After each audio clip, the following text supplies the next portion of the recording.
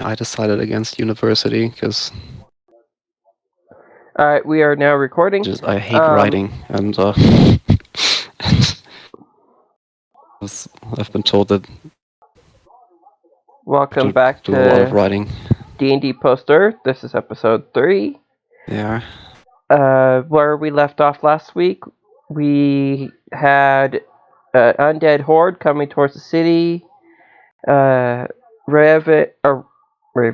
Spookulus has sacrificed his weapon to be able to use a spell to create a dome over the city. You guys figured out that guns are needed to use. Guns are needed to use. Stupid allergies. Magic, and you are able to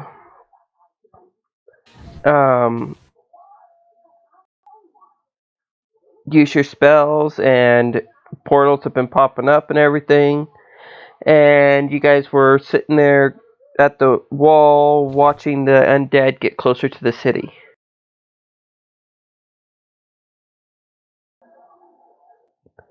What would you guys like to do?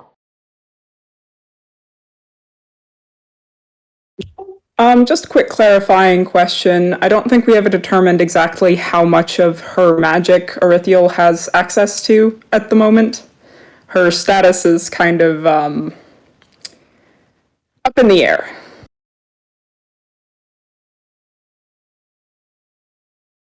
I see.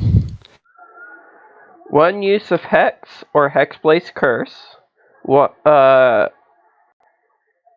use of Smite. And half of her level of Lay on Hands.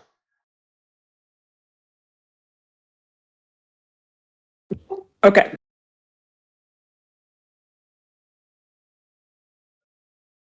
No other channel divinities or anything like that are available.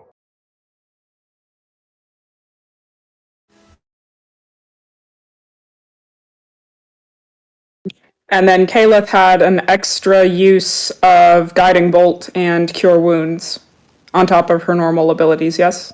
Yes.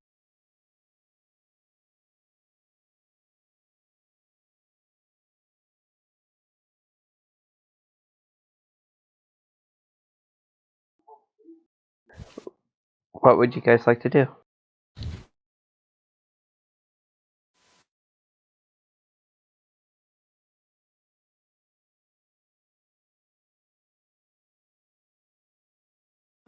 I think if Spookulus can, he would like to leave that area and get back up on the wall, maybe with his crossbow.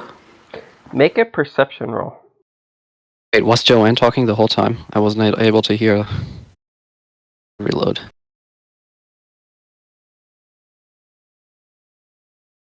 Where did that go? Microphone check. Yeah, sorry. I wasn't able to hear you. Can you hear me now?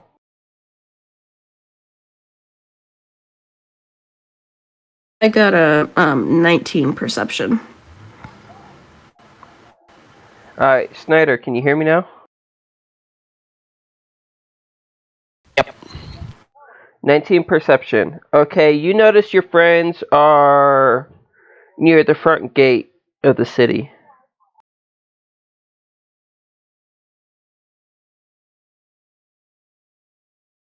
Okay, I guess Spookulus tries to book it over there. Alright, make a athletics roll to see how well you can, or how fast you get there. Okay. It's not Spookulus' strong suit. That's a 5. Okay. As Spookulus is running towards you guys, you don't notice him because of the fact that you guys are standing there at the gate watching the undead flood slowly make its way to the city in a encircling shape. And you see a figure off in the distance flying, and holding a staff, it looks like, sort of. You see, like, a line. And it seems like the person is guiding the undead. How far away is this person? About 100, over 100 feet away.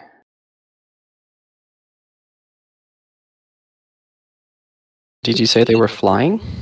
How Yes, much they're over flying. 100 feet? Closer to 200 feet. Because it's upward in the sky. Okay.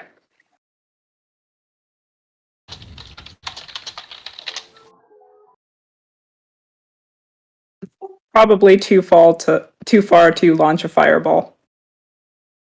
I think that's a 150 foot range. Right. Okay, we're standing on the gate, right? You're standing right next to the gate on the wall. Next to the gate on the wall, right? Okay. Let's see here. This is, we were talking last session about getting Gabriel in. Is Gabriel anywhere to be found? Gabriel is still in his home. Nobody went Alright. to go get him.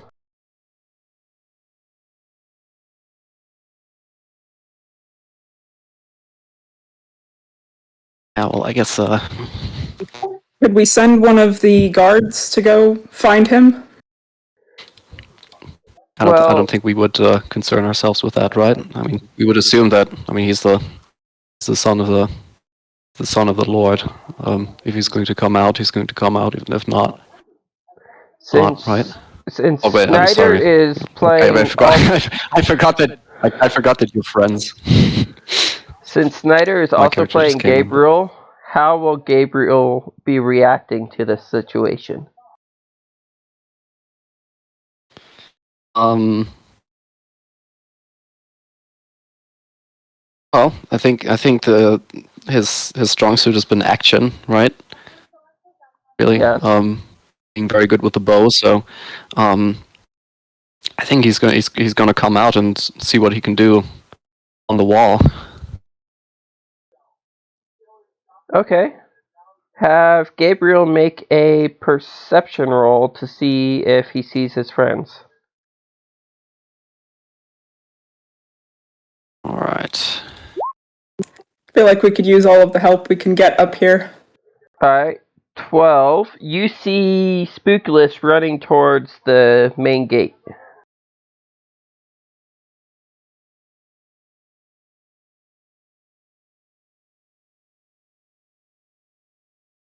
I was gonna say, oh, you're still here. I thought you would have left by now. There's some sort of army of the undead. And I felt I needed to take care of that before we moved forward. Yes. Well, it doesn't appear like you've much of a choice now. Yeah. Will you join me? Yes, I will. All right. Oh wait. Where's where are the others? Arithiel, the gunslinger. I do not know where our friend, the gunslinger, has gone off to, but the others are over there. I did see them, right? I gesture over to them. Yes, you saw them. I saw where they were. Okay, yeah. Balak is probably like jumping up and down and waving. Okay, it don't show an actual gate here, Right. but they're off in this direction. Spookulus is over in this area, and so is Gabriel. So you guys are not that far away. As you guys are running towards the gate, the undead actually make a circle around the dome that came up, and and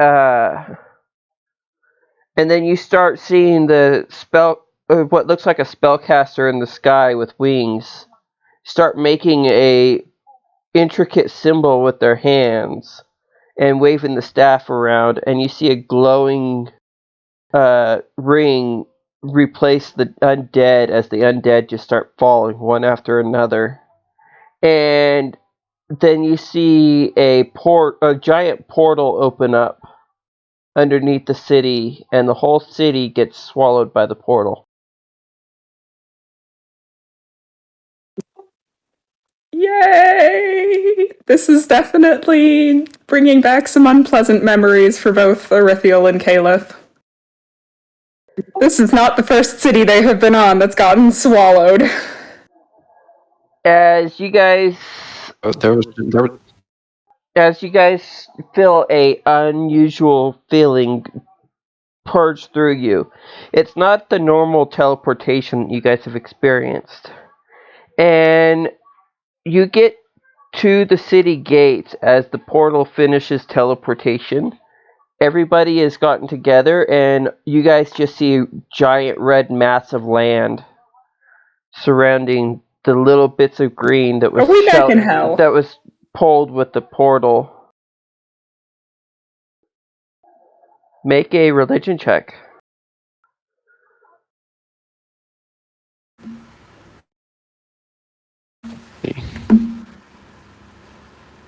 And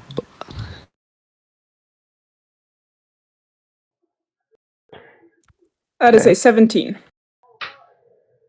We also need John to make his religion check.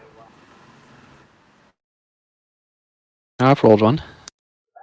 I don't see it. Oh, there it is. Sorry, I didn't notice that it was both of them. So, what was the Because I rolled one. I rolled mine with my. Right, what was Spookless and the other characters? Spookulus rolled a 10. Erithiel had a 17. Caliph has a 22.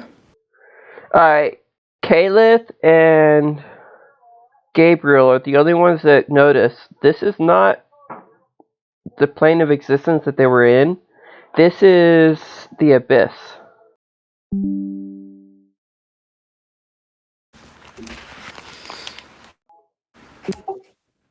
Excellent.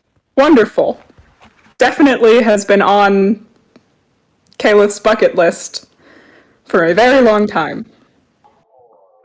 And I'm being entirely sarcastic. You guys smell a strong smell of sulfur come through, and the portal and the barrier around the city just starts cracking. And the person that was doing the magic is still up in the sky. How far away? Still over 150 feet away. Darn. Okay, well, Gabriel's gonna make his way up the wall. I need everybody to make a perception roll. Alright. 6. Gabriel once again the nat 20s. That is a 12 for Erithiel and a 15 for Caliph. Alright, Gabriel's the only one that notices that it's Beldoris.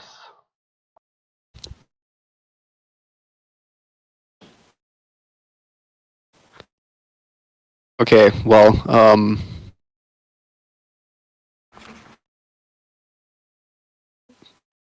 I don't know. Yeah, he's gonna go over to Erithiel first because I think she's told him about her experiences with teleporting cities, right? Yes, vaguely. As Gabriel gets close to Ari and Caliph, he notices that they don't look like they used to.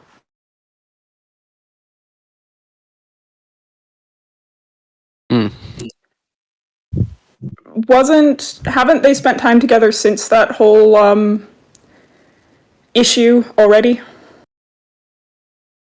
Ah, that was John. Ah, Yeah.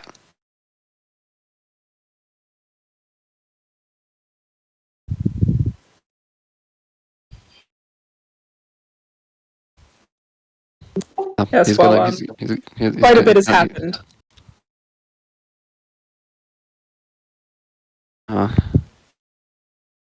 Is that? Yeah, is that Baldoris?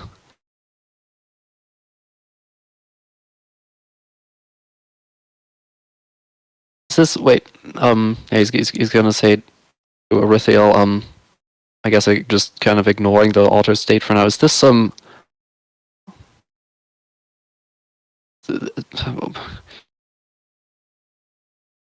Is this similar to what you've experienced? What you experienced before?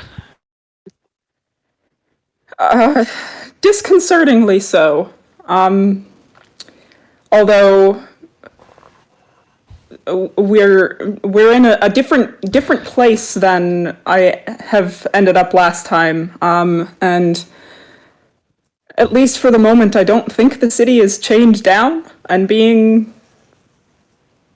inexorably pulled down toward the river Styx. And she's going to look around and see if she can actually see any infernal iron chains or anything.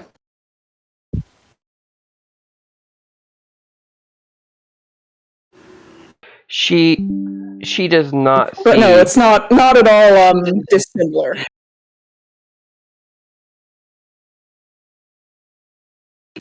And Kalith knows that this is the Abyss rather than the Nine Hells.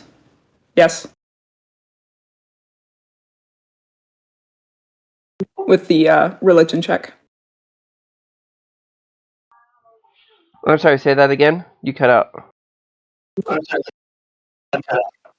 Kalith knows that this is the Abyss rather than the Nine Hells, yes? Yes.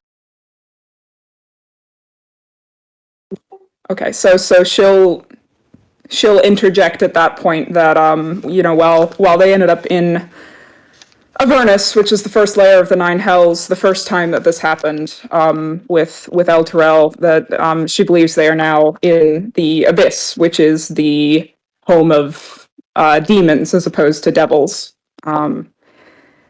And demons are, in some ways, even worse than devils. In what ways? Devils, to an extent, can be bargained with, demons cannot. Well, What's- perhaps while what's- we're here. Huh?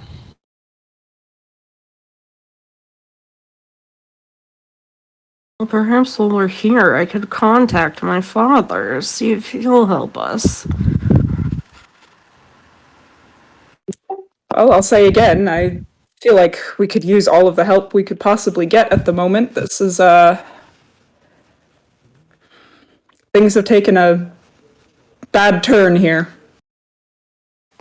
Well, speaking of help, is that Baldoris? Is Baldoris still floating there, or? Yes, she.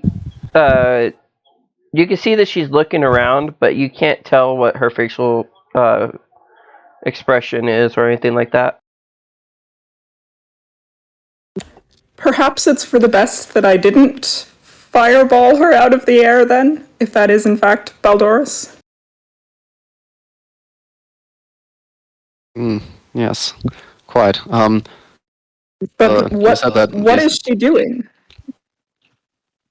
I mean, you are the only one who knows her at all, really, Gabriel. Do you have any idea what she's doing up there? Is she trying to help us? Is she somehow involved with this horde? I mean, do you have any insights? No insights whatsoever. She's always eluded me. She's just floating there, looking around. Do you think it would be bad if I shouted? You can make an insight check to see if you can figure out what Try to she's get her doing. attention. Well, and I can fly as well. I had forgotten that. Yes, both Ari Is that an and ability Kalis that your can fly. god bestows upon you? Yeah, we both got wings now. Looks like we have some catching up to do. I would explain if I could. I don't entirely understand what's happened anyway, though. That seems to be a theme of this adventure for both Caliph and Erithiel is things happen and neither of them is quite sure why. They just kind of go with it. Oh, indeed. Well, would you be so kind as to try to get her attention then? Do want to know what's going on with my city here. I absolutely agree. I can see that. This is not a fate I would wish on any city, much less one as nice as yours. Oh. So when Joanne gets back, Caliph will fly up and see if she can talk to Baldoris and figure out what the heck is going on.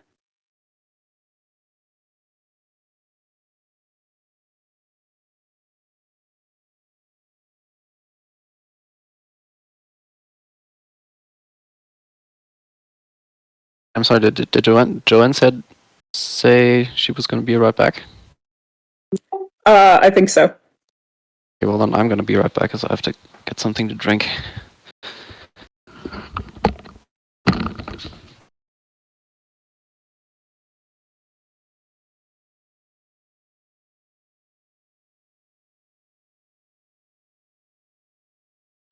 I think I need a beanbag chair for this spot. I'm currently sitting in a dog bed on the floor in front of the couch.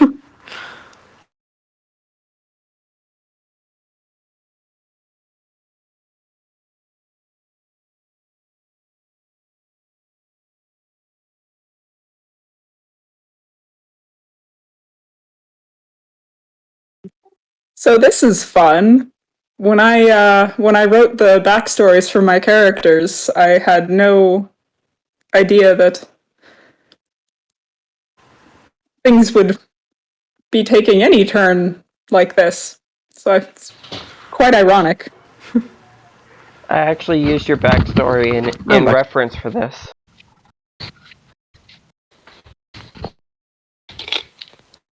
So I've done this to myself and my own characters, Yes. in a way. Alright, I'm back.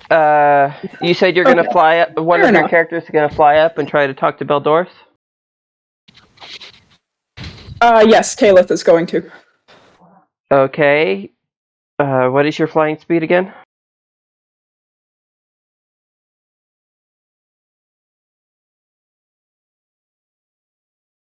I think you said 30 feet? Let me double check.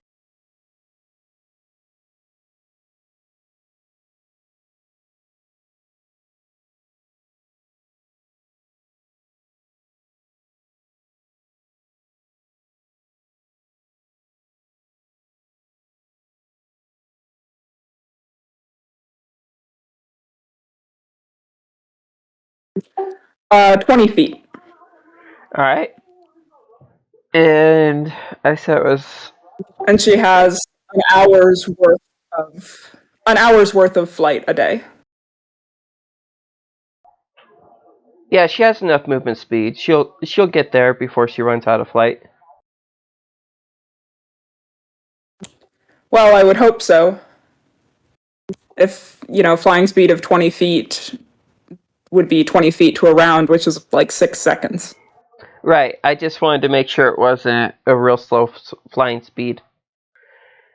As she's flying up there, Baldoris focuses on her and holds her staff in preparation.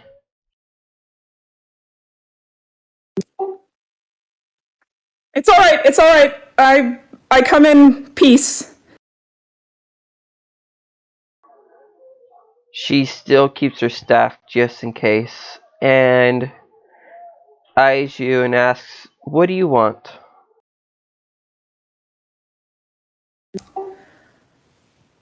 I wanted to ask, what's going on? What are you doing up here? Do you know anything about uh the new location for this city that has been chosen? She looks around and says, "That's some pretty good handiwork." So you did this. Maybe. Do you mind if I ask why? Well, you can ask.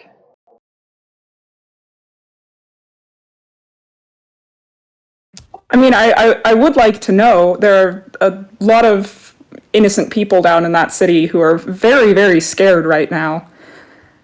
I mean, they were scared when the undead army was coming towards their city, and I can only imagine that they're even more scared now, having been ripped from the material plane and plunked down in the abyss.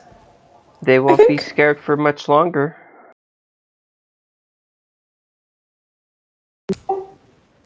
Well, that's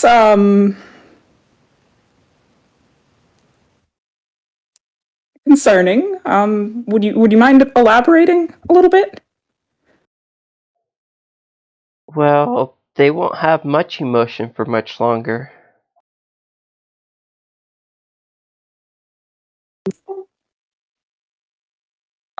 And why would that be? Well, I'll just show At you. this point, Gabriel's gonna start shouting. He's gonna shout. Would you mind sharing this discussion with us, the rest of us? As she says He's she'll gonna show project as you, loudly as he can. I think. she waves her hand, and in the center of the city, from the walls around, a intricate magic circle appears, just the center part of the city, and you start hearing all kinds of screams and hollers, and Gabriel, Raven, or not Raven, Spookless, I mean, and John and Ari need to make dexterity saving throws.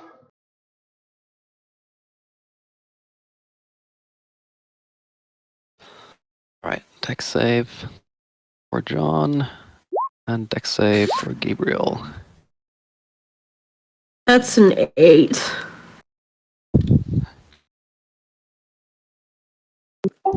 That's a 13 for Ari. Alright, well, Gabriel was 19. John was 19, Gabriel was 26. Alright. Gabriel and John managed to jump out of the circle's spacing. I need Ari and Spookless to make a con save.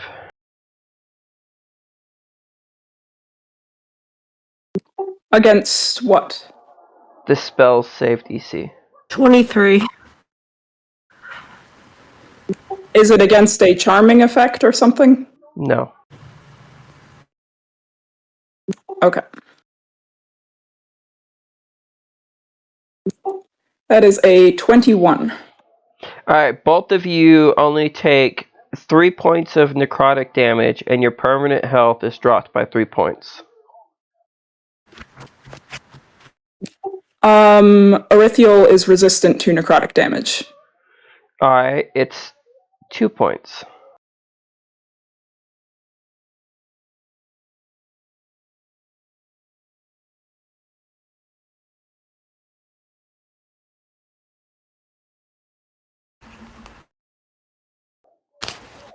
And you hear the whole town start screaming in pain, and then silence.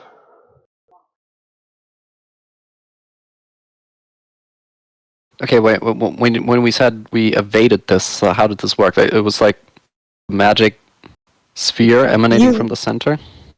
You got out of the circle pattern before the spell took effect. So did it like the whole? Was it through the whole city? Because we were on the wall, right? Which is the outermost part of the city. Right, you guys got it was okay, you see how there's double walls? Well, Yeah. you guys were closer to the center wall, and then you guys moved towards the outer wall, and the circle was just barely halfway between the two. So basically, you guys have made All right. it out of the range of the spell. Okay.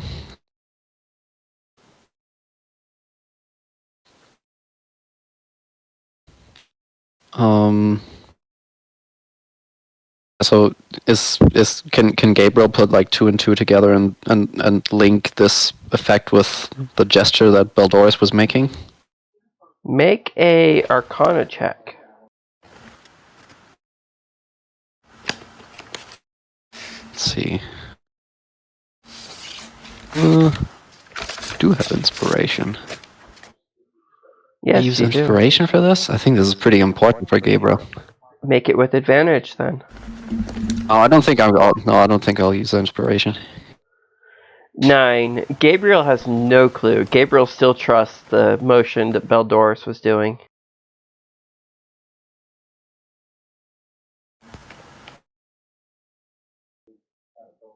But Kalis saw He's gonna her cast the spell. Yeah. We'll deal with that once we've gotten through the effects on the group down on the wall. The group has noticed the silence of the city, and they are no longer, or the only noises they're hearing is from over here and over here.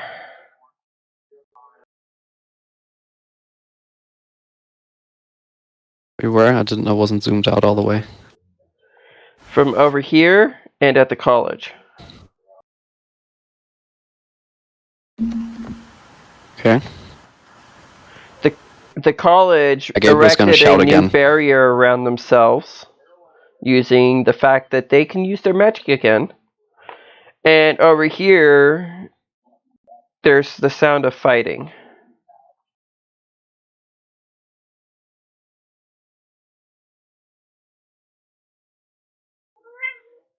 Gabriel's going to shout again. What is he going to say?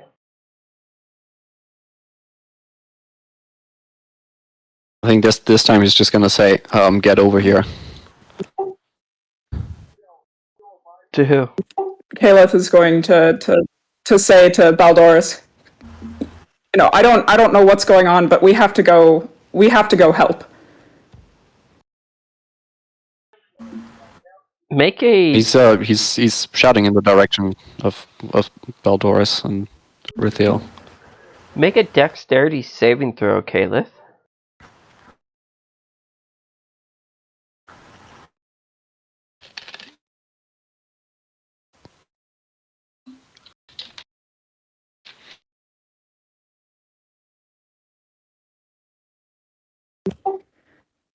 That is a 13.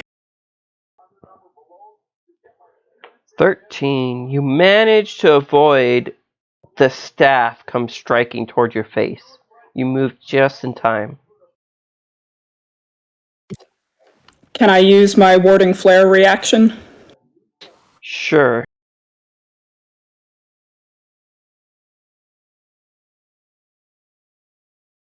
Well, I don't know. If it wasn't an actual attack roll, I don't know that it would really do anything. I need everybody to roll initiative.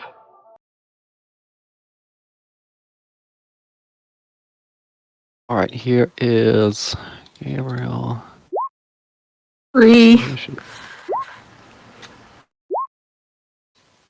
Oh, double Crap, forgot. I forgot to do tokens. Hold on.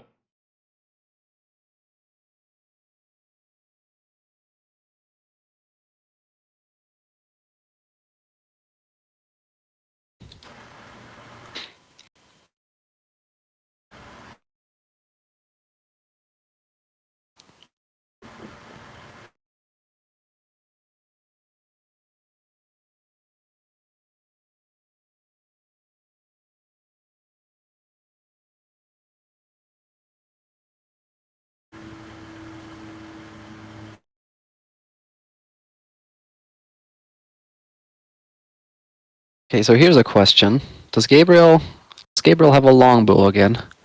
'Cause in the time that he spent some days here, maybe he's acquired one again. I'm not sure.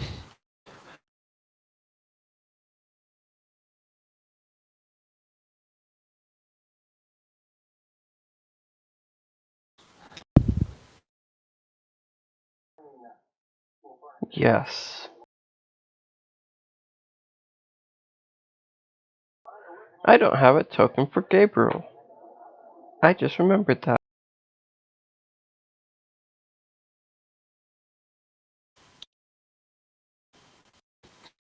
Do you just Weren't you just using like a stock ranger token for him? I was. I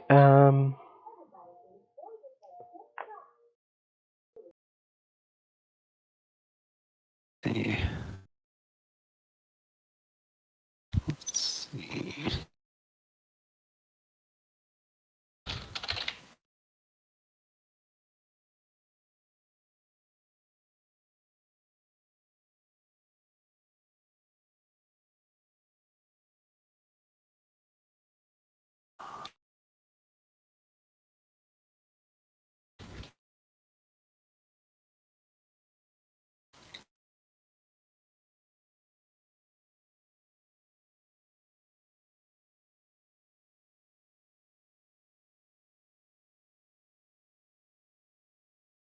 It would make sense to get one during like an invasion as well. Well, I guess that was really short term, so anyway.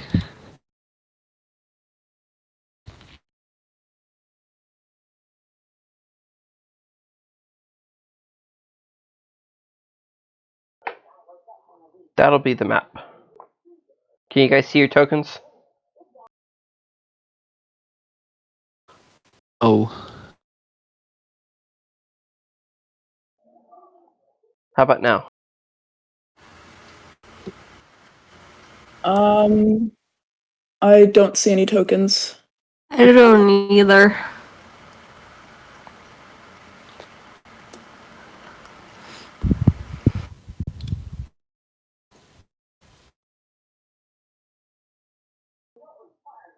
Oh, I know what I did.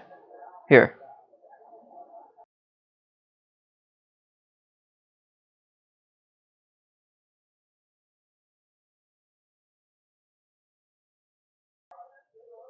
Can you see your oh tokens no! now? Gabriel's turned into a bandit archer. Yes.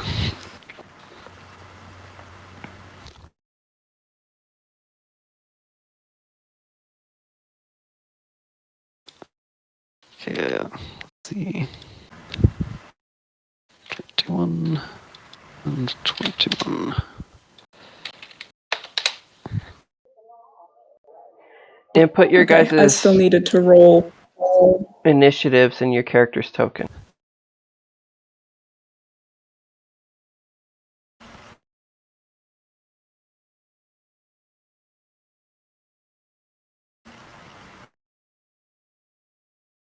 How do we do that? On the turn order, there's a number next to your token, Ah, and you click it, and then you just input the number and then press enter.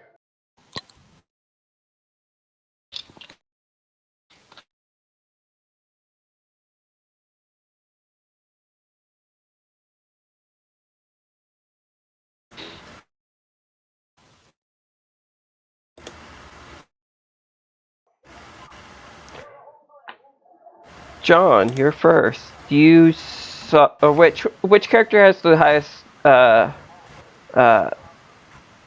dex? John or Devin? Let's see.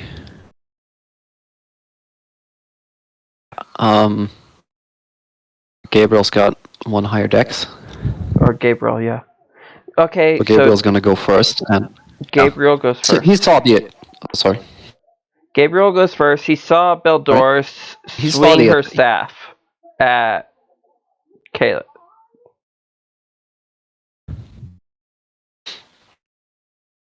All right. Gabriel's pretty fed up with Baldoris at this point. She's been teleporting in and out. She's never explained herself. And so, let's see. Is that a bonus action? Yes. So, gonna cast Ensnaring She- Strike. Hold on. Fire She's his 100 longbow. feet out and 100 feet up from the ground. So diagonally, that would be about 150 feet, give or take a few. I was gonna say, have to pull out some Pythagorean theorem, find a hypotenuse of a triangle. Nah, we're just gonna say Aha. 150 feet away from Gabriel you guys. has a longbow. Okay. Yeah, right. Gabriel has a longbow, and he'll fire his longbow at Baldoris. Make an attack roll. 23, that hits. All right.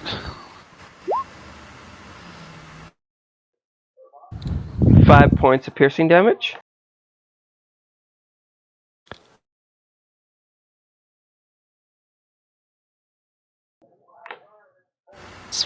Does Gabriel do anything Colossal else? Slayer? I don't remember how this works. Colossal Well, Slayers, she has to if they're roll a damaged. saving throw for the. Oh, she does, doesn't All right. she? What save is it? Strength? Let's see. It should say here, right? Oh yeah, strength saving throw. Okay, make a strength save.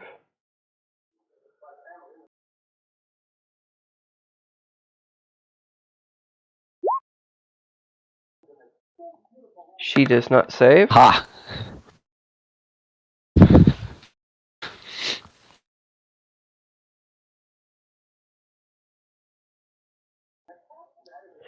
And she actually starts the fall, but catches herself with magic.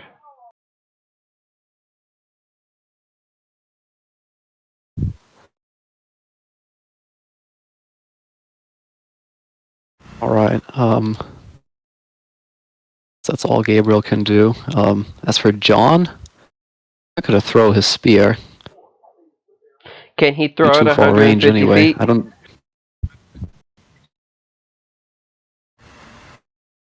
don't know. Probably not. I don't think so. It should Yeah, be I guess 60. he'll just meditate. Okay. John is meditating. Is he taking a patient defense, or is he just going to sit there and sit on the ground and cross his legs and meditate?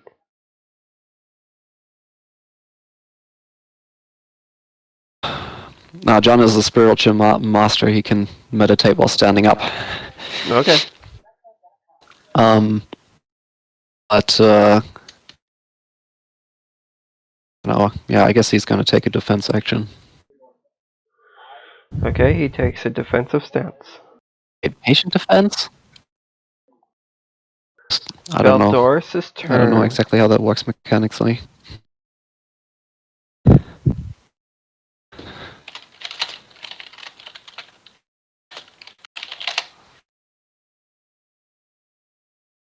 Baldoris is going to cast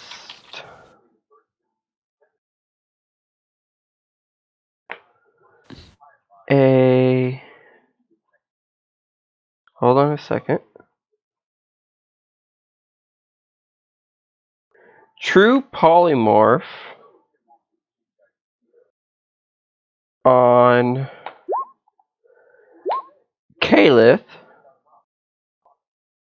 and turn Kalith into a devil. So that's a wisdom save? Yes.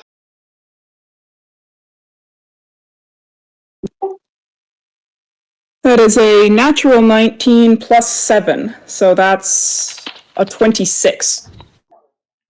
She does not become a devil.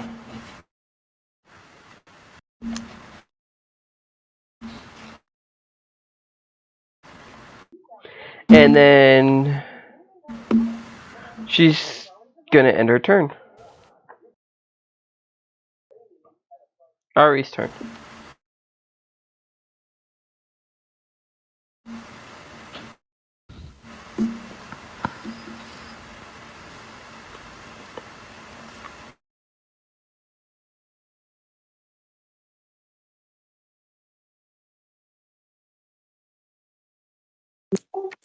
I don't know that she's got a ton she can do from the ground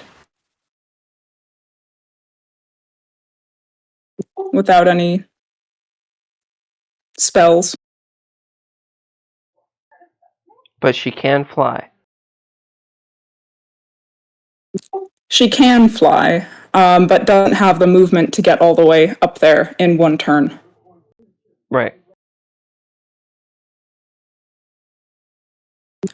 I think she is going to prepare an action that can then be used as a reaction once someone's in range. So she's just going to take her turn to prepare that attack action. Okay. What type of attack is she going to prepare? I think that's how that works. Just a melee attack with a longsword. Okay. Longsword gun thingy. Kayla, your turn.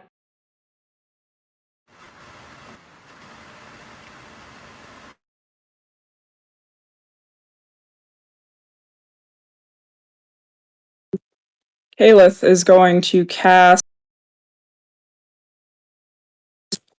Guiding Bolt at 2nd level Okay. at Baldoris. Make the roll.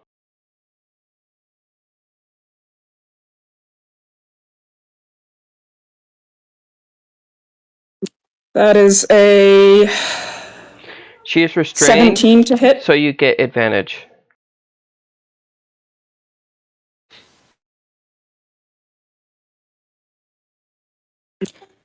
Well, that was a natural 20, so that's a 28 to hit. Yeah, that hits. Roll damage. So that'll be 10d6 radiant damage.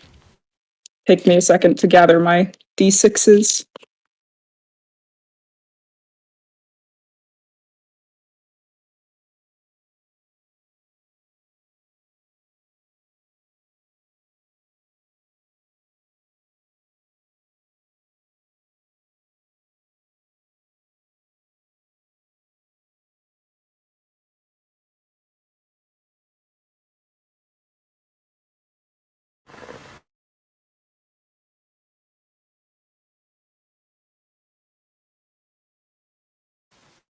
I could probably get some 6-sided dice, but That is 38 radiant damage. She casts.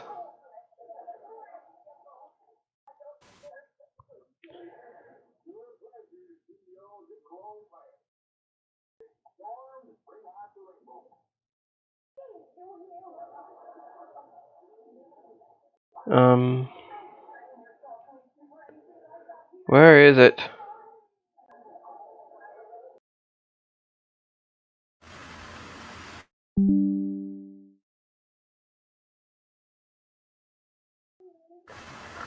I don't think she has it prepared. You got lucky. So you said 36? 38.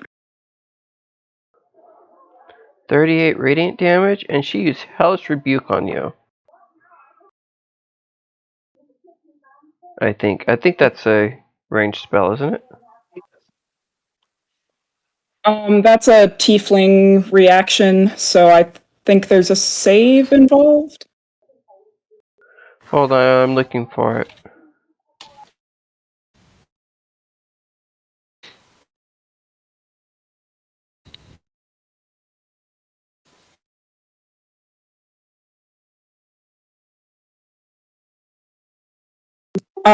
Dexterity saving throw. 2d10 fire damage. Hers is necrotic, though. Okay.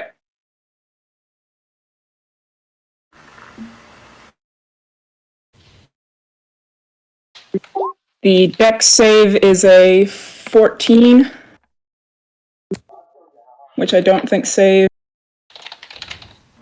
You take 22 points of necrotic damage, but your max HP does not go down. The celestial resistance. I was going to say the celestial resistance from the ASMR gives resistance to necrotic damage. Alright, so it's 11 points of necrotic damage, and you do not lose max HP. But you can't take and heal this turn.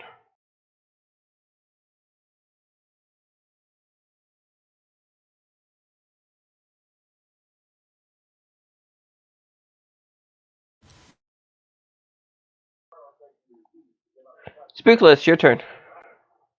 You feel the ability to cast spells return to you. Okay, let me see what else spells I have.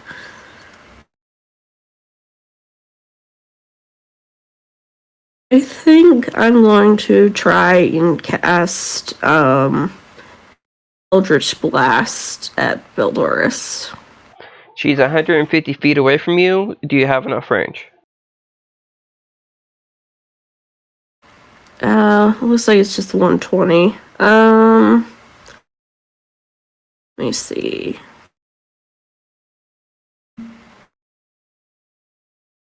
I'm not sure. Could I use my crossbow, maybe? What is the range on your It's crossbow? like crossbow.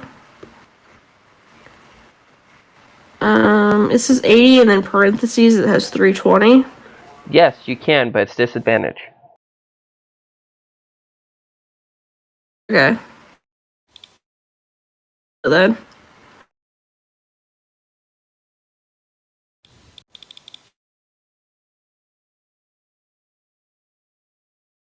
Well, I got a 10 and an 11, so I don't think that hits. No, that does not hit.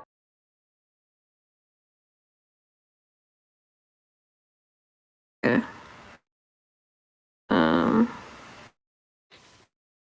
She's up in the sky, probably like getting closer. I don't know if that would help or not, so I think I'm just gonna end my turn. Okay, it is Gabriel's turn. Okay, so wait, I was just reading something. What was that Spook listed? I tried to hit her with my crossbow.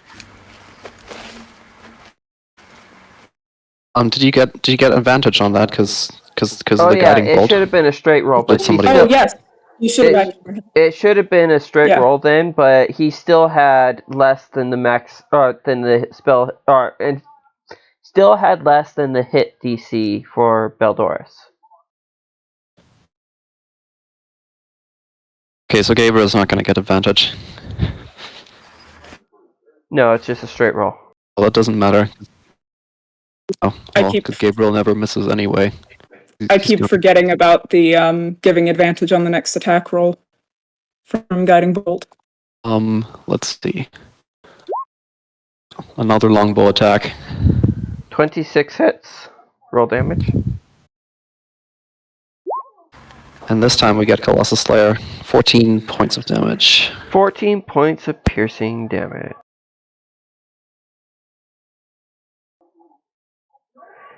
You launch the arrow, it flies through the air and it hits Beldoris right in the shoulder. She screams out in pain, and that's the end of her turn.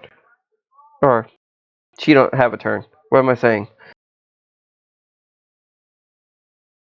You know what I mean.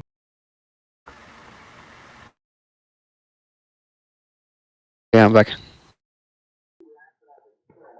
So, she screamed out in pain. Do you do anything else? Well, he has to focus on the ensnaring strike, so he's just gonna do that. John, it's his turn. I guess it's gonna give him some. I guess it's gonna give him some mental assistance. What does mental assistance do? Mechanically. So basically, John just stands there just patiently meditating. waits. You taking a defensive action again?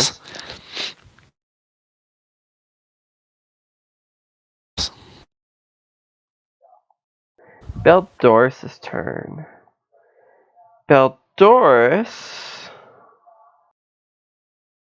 will use... Takes 1d6 piercing damage if she doesn't save against a snaring strike.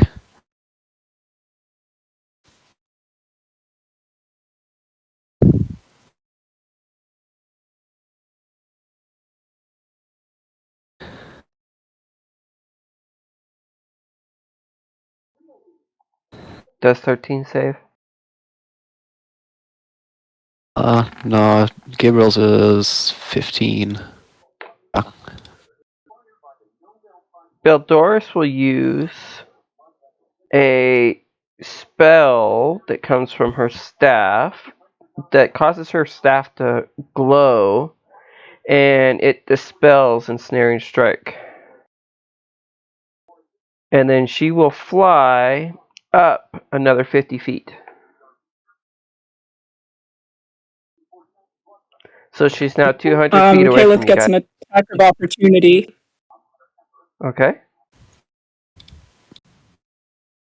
If she's leaving melee. She is. I forgot that you were right next to her. Yep. We were having a nice talk before she tried to hit me with her staff. Right. Does that have to be a melee attack, or can it be a cantrip? Are you a warcaster? No. Then it has to be a melee attack. So melee attack.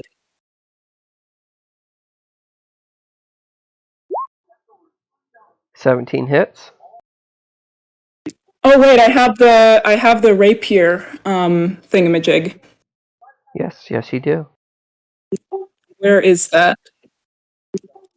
It was never I was in the added to your middle sheet. of homebrewing an item. Yeah, I was in the middle of homebrewing an item and then got distracted.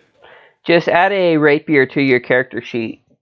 That's a +1, and then use that.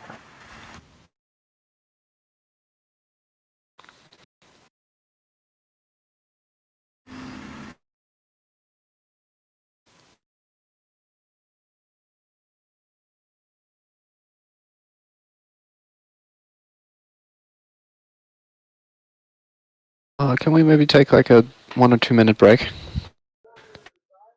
Go ahead. Alright.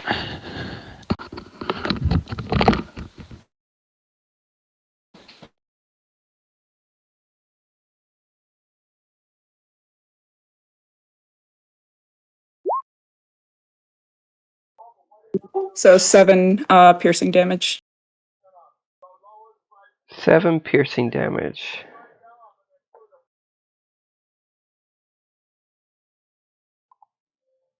And you do not have Sentinel, right? No. Alright, she's 50 feet above you and 200 feet away from everybody else.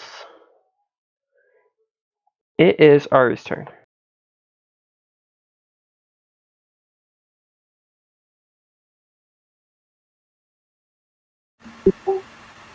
Ari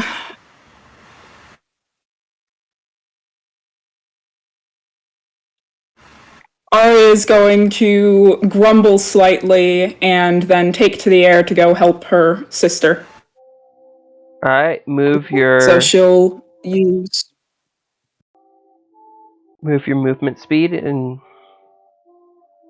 flight. Are you going a diagonal or are you going straight towards Kayla? Well, I think that is a diagonal. Yes, but are you going diagonal towards Beldoris, which is a higher angle, or are you going towards Kalith?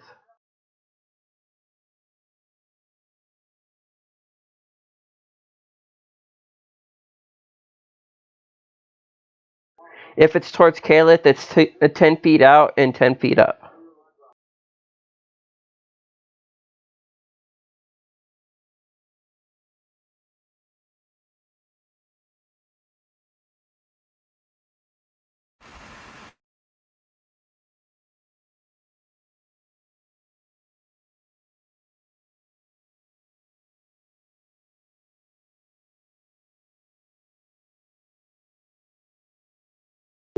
And I think that's all she can really do at the moment.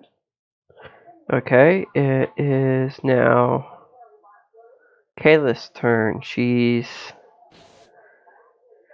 100 feet above the ground, 50 I'm feet back. below Beldoris. Welcome back. She is going to also move back toward the group. Her movement speed, so 20 feet at that diagonal. Okay. If you're moving And diagonal, you gotta then- cut your movement speed in half because you're going downward or upward in a diagonal.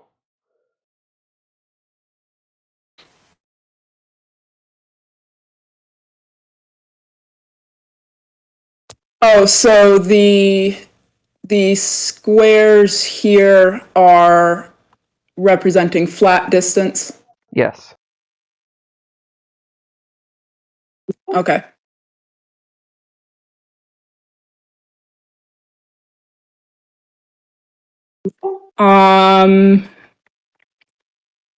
That will be, well, let's see. She's going to cast Guiding Bolt again, at first level. Okay.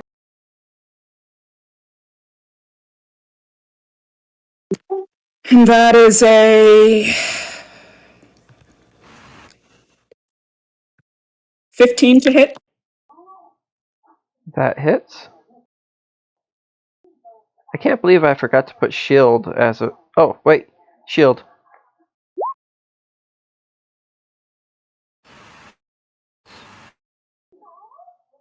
So it misses. Beldoris cast shield. When you are hit by an attack or targeted by the magic missile spell, which this is neither of those. She was hit by an attack, which is your spell was strong enough to hit, or good enough to hit her, because she only had a 15 AC, or a 14 AC. So she used shield as her reaction.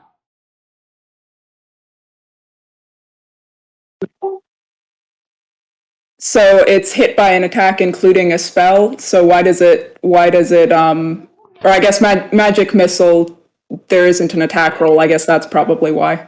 Right. It just hits. Okay. So for the rest of the round, she has a +5 to her AC. Okay.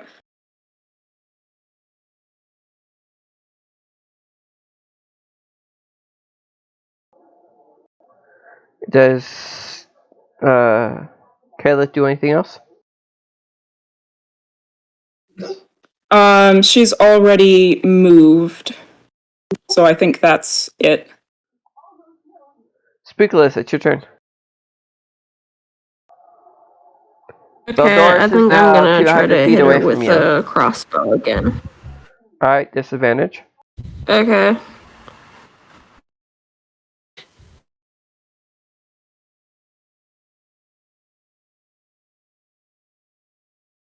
I got a 16 and a 21. 16 does not hit with her current bonus. Hmm.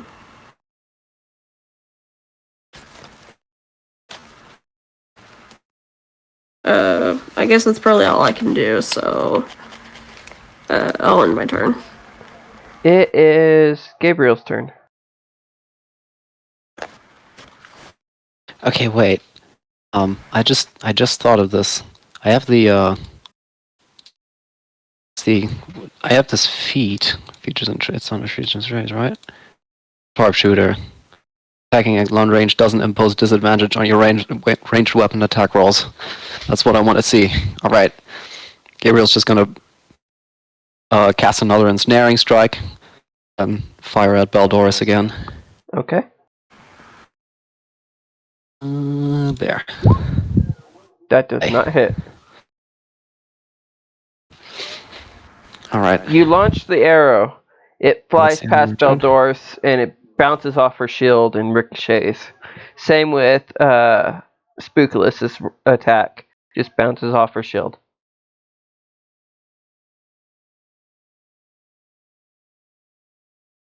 Yeah, that's the end of my turn. John's turn as well. John's going to just do a defensive stance again.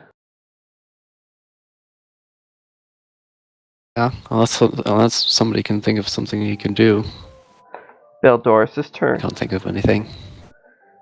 Baldoris will use...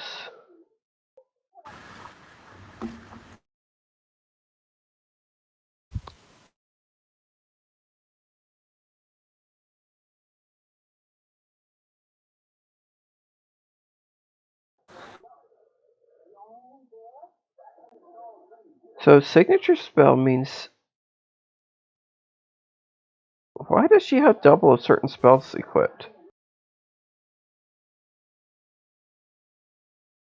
If she has the ability to cast them herself and then has a staff that allows her to cast things, that could be why. No, it's because it's always prepared.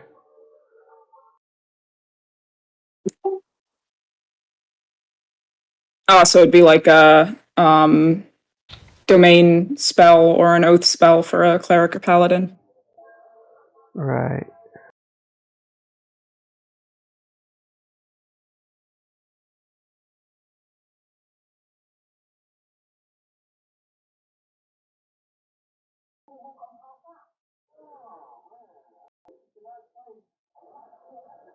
But it won't let me unprepare them because they were prepared before they were set to always prepared. Well, that sucks. I'm gonna have to fix that.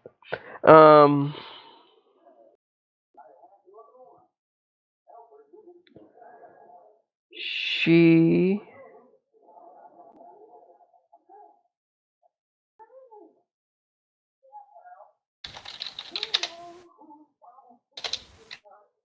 will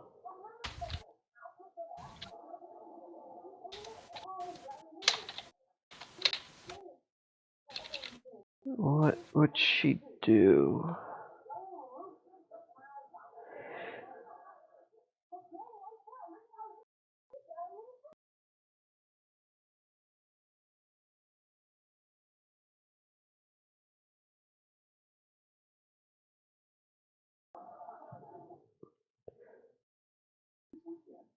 What would she do?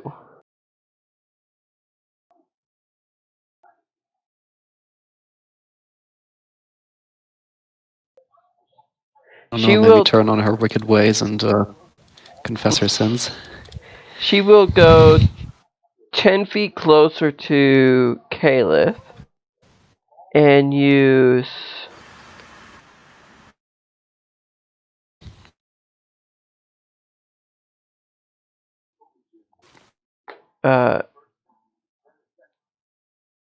where's the spell? I just had it. Invernation on her.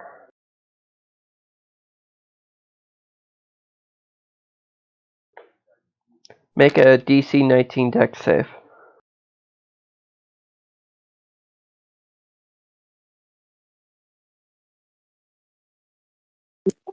That's a 15, so that does not save.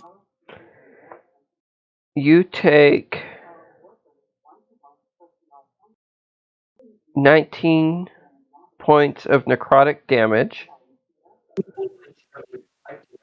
But she's resistant.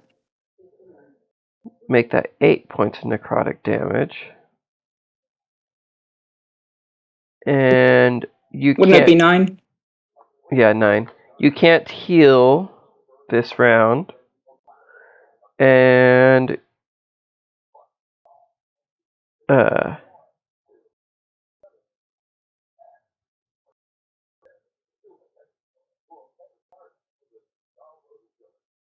it's a concentration spell. And you take... So you can't heal. She heals 9 points. And she ends her turn.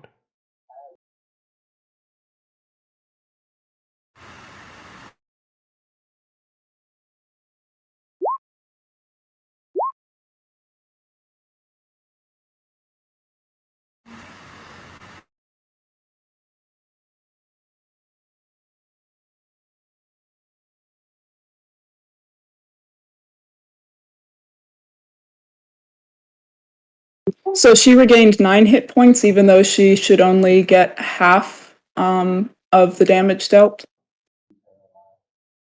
Oh, it is half the damage. Yeah. Then she gets... Hold on.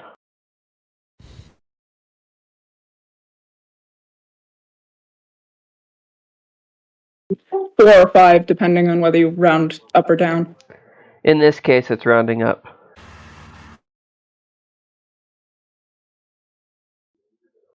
And it is Ari's turn.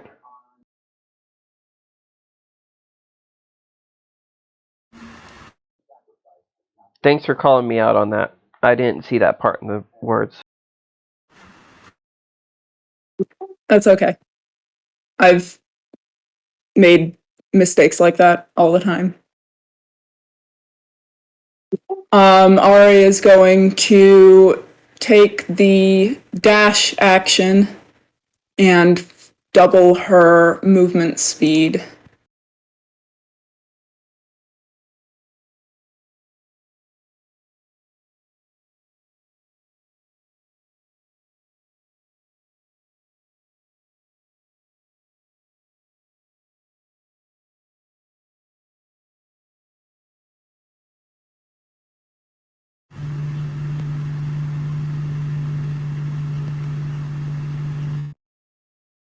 And fly up closer to Caliph.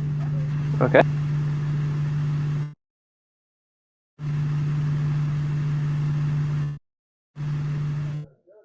Does she do anything else?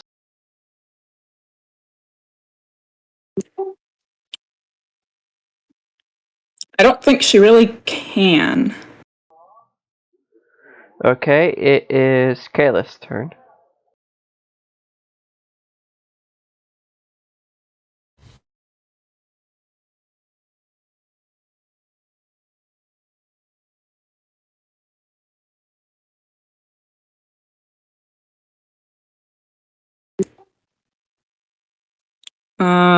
She's going to cast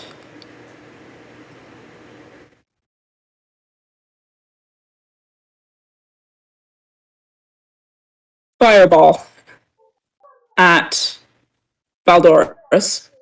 Okay. So that's a dex save.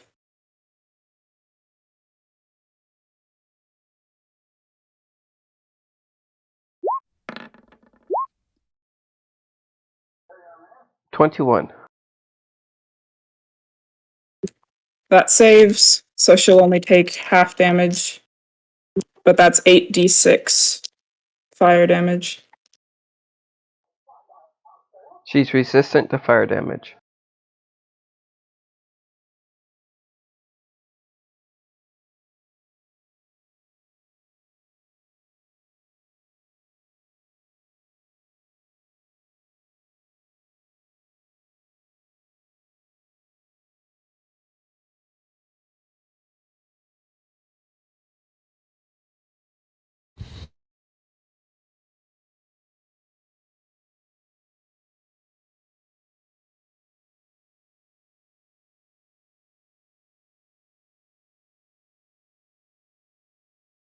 I forgot to have my mic on, didn't I?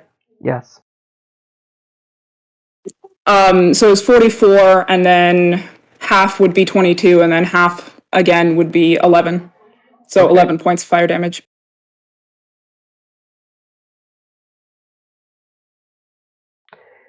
Does she do anything else? She is going to move again back towards the group. Okay. She has left the range of the spell, so she is no longer affected by the spell. Oh, well, that's nice. Spookless, your turn.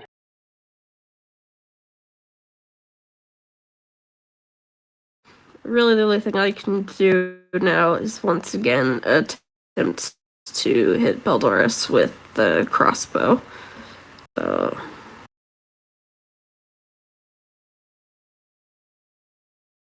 I got a 21 and a 16. 21 and a 16. 16 hits. You launch the bolt. Okay. It flies through the air and it arcs just right to hit her.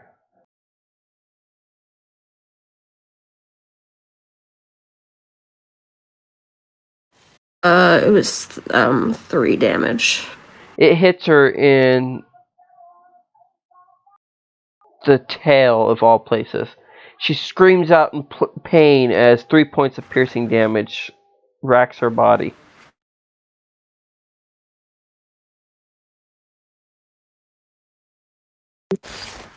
I feel kind of bad about this. I mean, wasn't she kind of our friend? Or at least we thought so.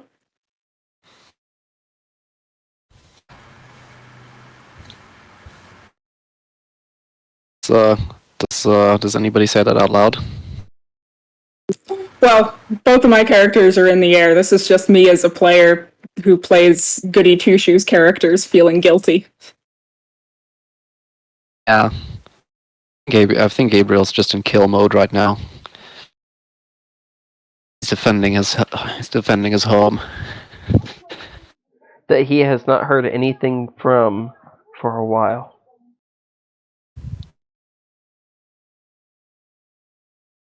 I mean, it's still where he grew up, right?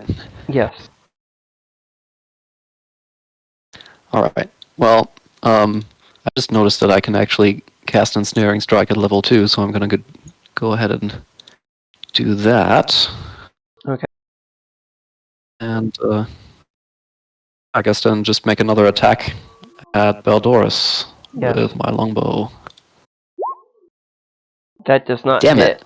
You launch the arrow, it goes flying through the air, and it just flies right past Beldoris' head.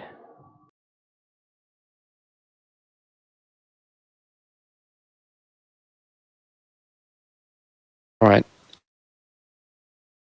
Gabriel's done, and John keenly observes the battle. Do you notice anything out of the ordinary? Make a perception roll.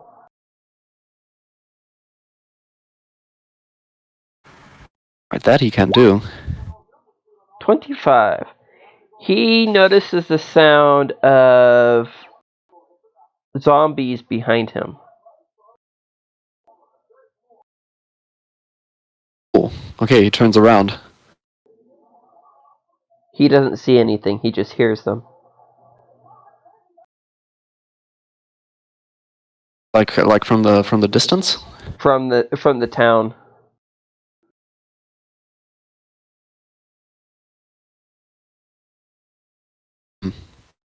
He's going to say, see, how would you put this? I believe the creature's spell might have awoken the undead within the city. Perhaps it would be wise to retreat.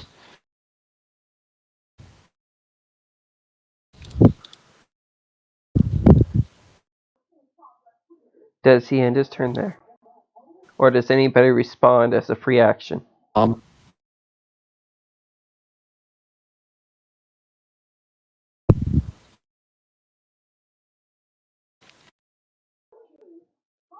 Each Gabriel's probably just gonna say like, I've almost got her.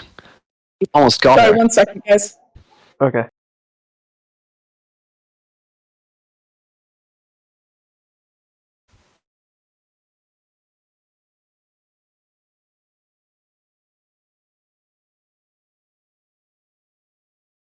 But John's not gonna put any more urgency in his words for now. He don't seem to be that close.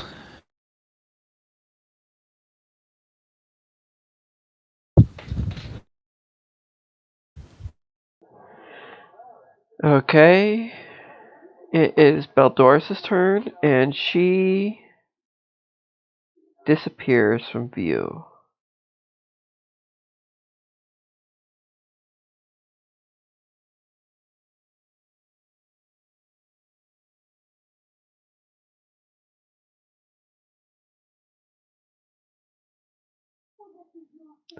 And you guys do not see what she's doing.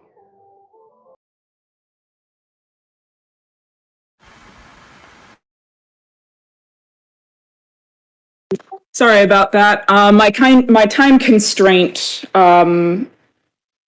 just postponed on me because it's snowing, so we're not going to go out and scatter things for a survey project, after all. Okay. You guys lost sight of So I don't Baldoris. have to leave in 15 minutes.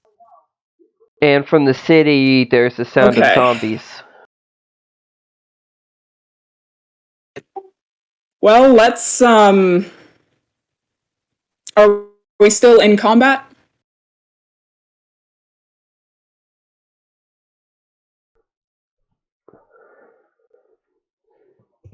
Yes. Okay.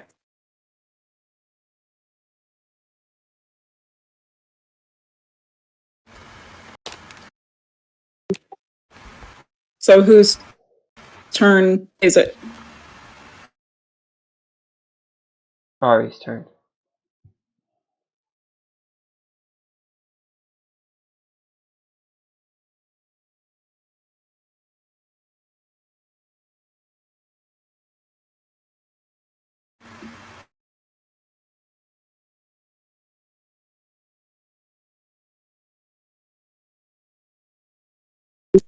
Okay.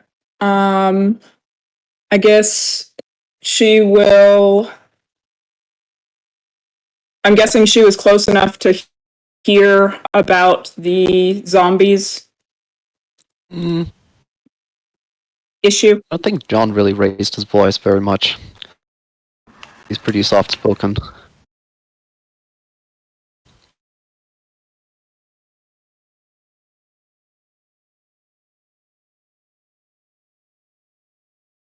Gabriel gets to say something right now. He would probably yell at the two sisters or to Spookulus to try to do something to reveal Baldoris.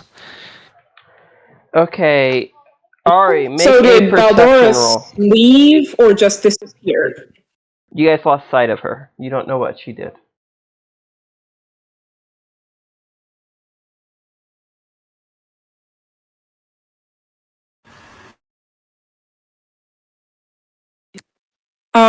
That is a 21 on the perception.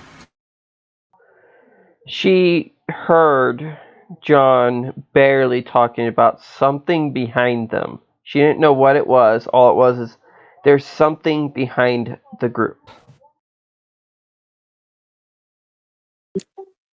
Okay. Can she still use Divine Sense? No.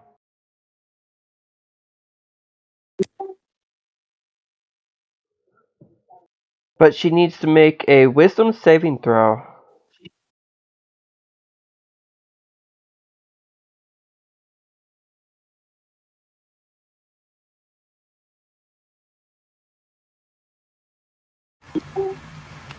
So 18 plus 5 is 23. She hears in the back of her mind an urge to turn on her friends and help the abyssal transformation of the city. But she doesn't act Oh, on it. not this again. She's going to say that out loud. Not this again. Okay. Kalith, come on. We gotta go. And she'll go ahead and take the dash action to go back to the group. Okay. At this time, combat order is over. Okay. So then both of them will just fly back to the group and land on the wall. That demon, that rat, I can't believe I trusted her. Kalith is looking a little worse for wear and is sharing your frustration, although she's still doesn't quite. It's in her nature to always think the best of everyone, so she's going to say, well, I mean, maybe it wasn't her fault, maybe it wasn't her choice. Wasn't she off looking for some evil book? Maybe the book made her do it.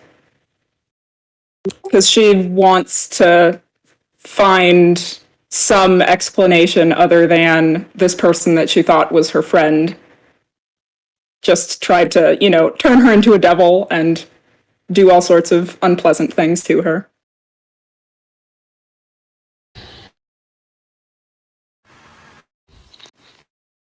Or made her do it. Her actions speak for themselves. Come now, I believe, John, John, you said something. You said you heard something.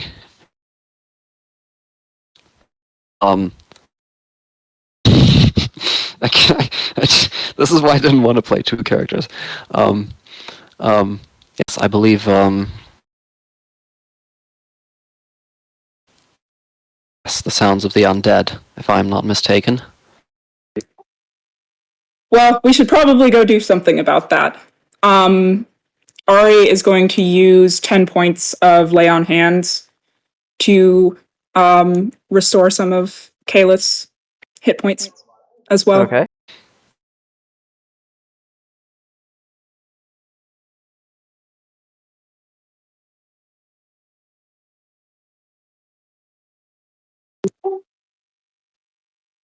We Okay. should.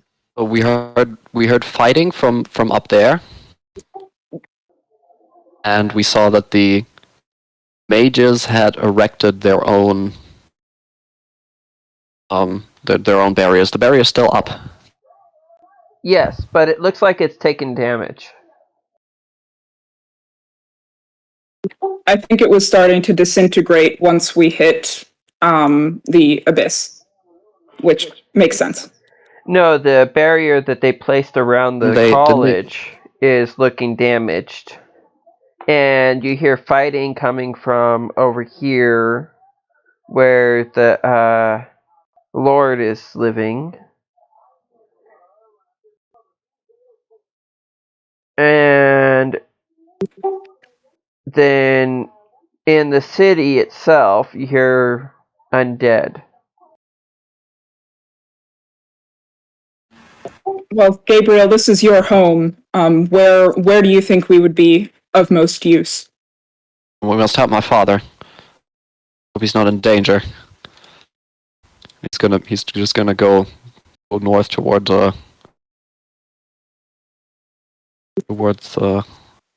toward his father's residence.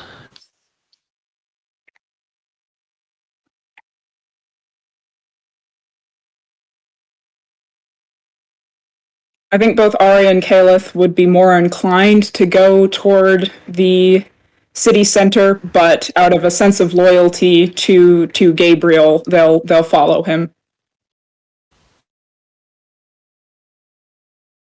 I guess See, Spookles what about- probably just thinks, everyone else knows this area maybe a little better than he does, or at least Gabriel does, so he'll go with. Right. Gabriel Each leads on zombie then. you see is a group of 10.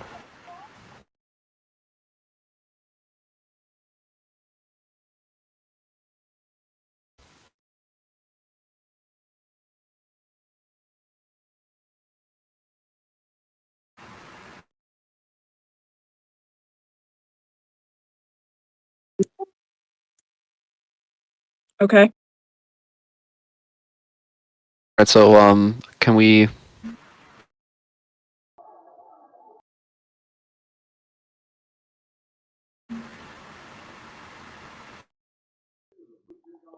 Can you what? can we make our way there? I don't know. Yes. Should we start like moving tokens or what? Go ahead. Are you guys going to try to sneak your way there? Are Right. you trying to run your way there? I think we're probably running along the wall.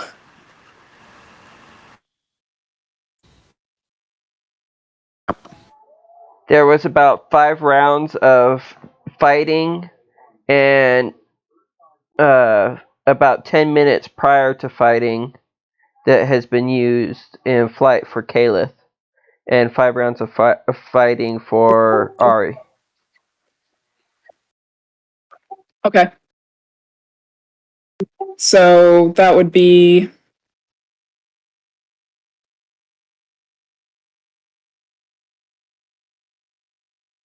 like 30 seconds of flight time for Ari and just over 10 minutes for Caliph. Well, Ari also had another 5 minutes of flight time flying back to the group.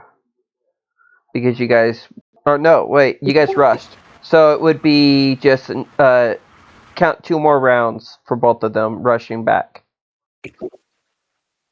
Okay. So say down what, a minute and 12 minutes respectively. Right. Okay.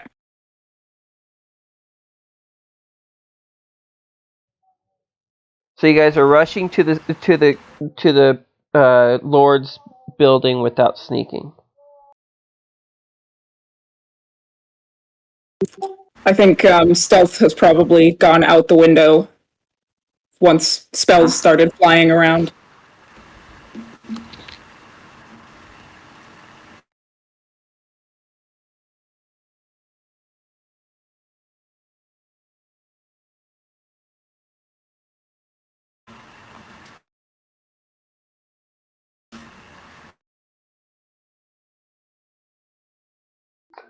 Okay.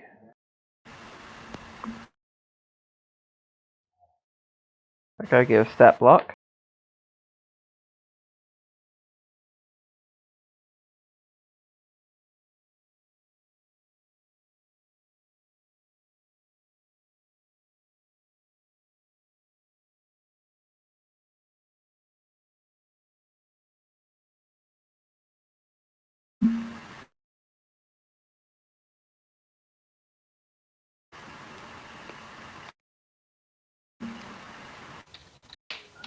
Alright. And...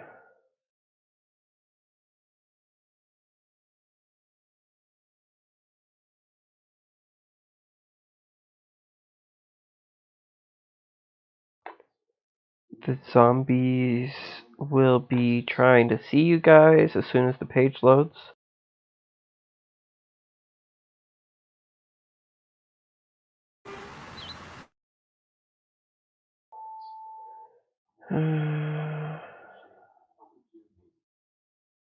Perception is what check again? It's wisdom. Passive Thank you. perception is 8 plus wisdom plus proficiency if you're proficient in the skill. I think so anyway. They do not notice you guys running up behind them.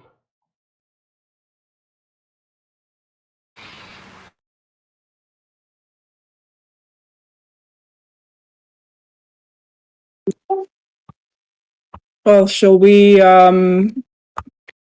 What's Gabriel going to do? We're all kind of following his lead. So is he going to stop and deal with them or rush on by? I'll I don't know. I mean, what are they doing? Are they like slowly walking the direction of the that you said that's gonna be like 30 zombies, right? Yes, that's about 30 zombies clustered together right there Each token. on the ramp. Does it And look like we can? you notice that there's people fighting the zombies over here, which I still need a place.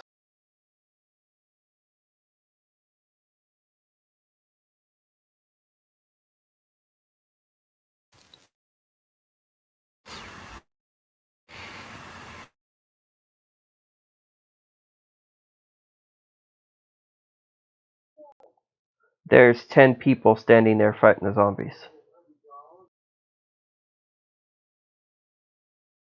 Okay. What's the range to the that we're at compared to the people? Alright, each square for range is. We'll use double the squares for each square. So it's 10 feet for each square.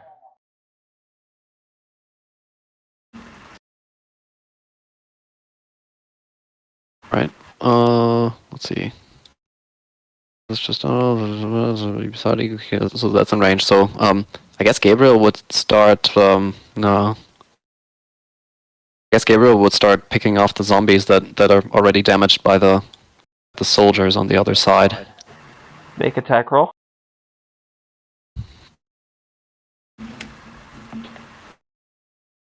All right. Let's see.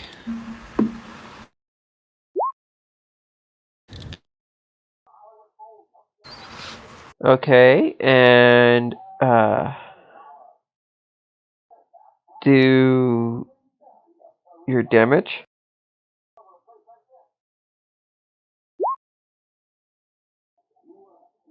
You take out one group of zombies.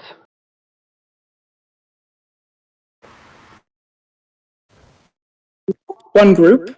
Yes, I'm doing it like he's launching consecutive shots. Okay, one Oh, group so of like a zombies. volley. Right, one group of zombies is gone. You guys are now noticed, and a zombie makes his way towards the ramparts. This zombie makes his way this way. This group. This group makes their way this way. This isn't a turn order situation. You guys make a choice, and I do things guess- dynamically. Kalith is going to start blasting anything she sees with Sacred Flame. That's a DC 16 Dex save. There's a group of zombies here, group of zombies here, group of zombies here, here, here. She sees these zombies in the immediate area. Except for this zombie, she can't see it. This Are group any is of inside. them? Are there any that are like attacking people? The ones over here are.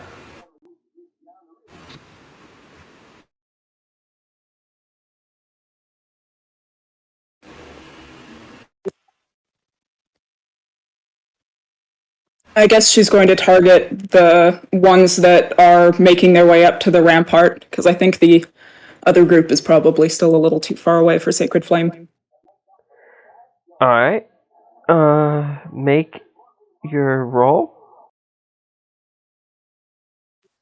It's a Dex save on their part, not I know, an I want attack you roll. to do your damage roll.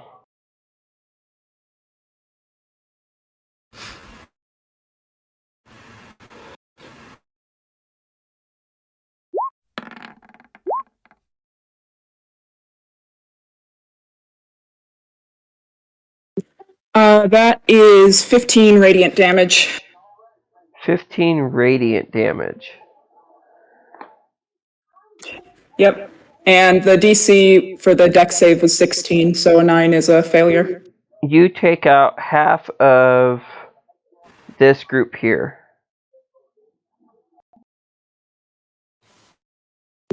Okay. Is anybody else doing anything else? Can I take aim at this group? Yeah, I was gonna go after this one with Thunderclap. You are on the rampart. You're not right next to it. Oh, okay, gotcha. I guess Eldritch Blast then. Okay. And yes, Ari can take an attack also.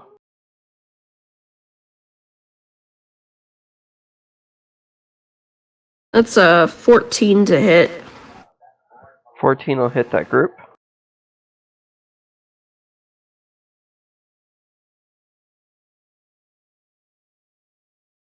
And they take 13 damage.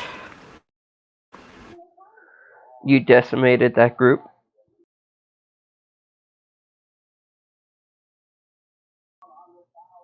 That was the weakened group. Ari, what was Ari doing?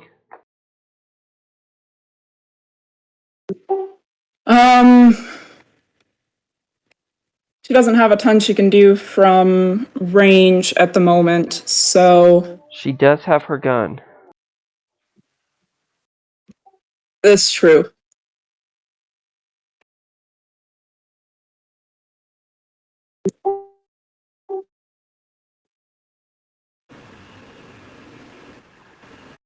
I guess she's going to keep moving along the rampart toward the way up to the Lord's place. Okay, she needs to make a wisdom save with disadvantage.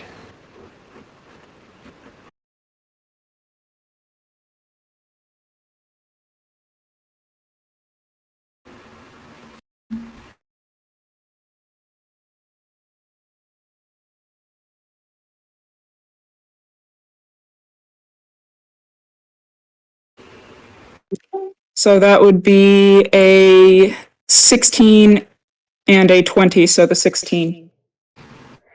16. She barely saved the DC. She hears a strong urge in the back of her mind telling her to attack Gabriel as she runs by.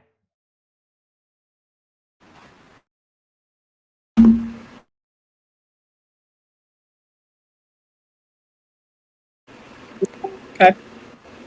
Right. So what's the situation here? What are is this like? Can you go down the wall here or? You can, but Here? remember each I don't know, square can you see it? is double movement.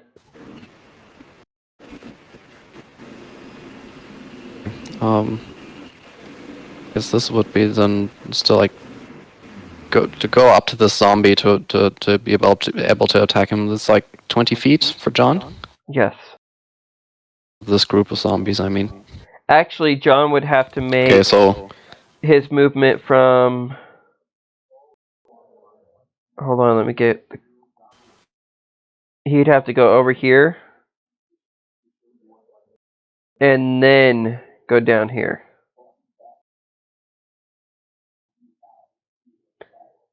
So it okay, would so what is be... that?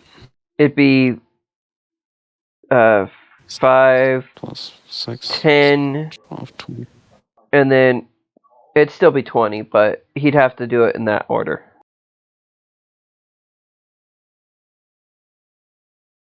Okay, well, I guess he's gonna go down then, spending 20 feet of movement, and he's gonna start going to town on the zombies with his spear.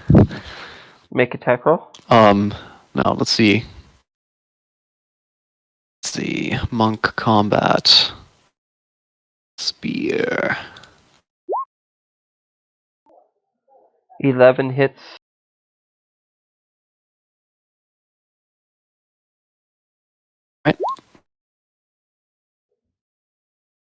He takes out half of the It's a group. two-handed attack, yeah.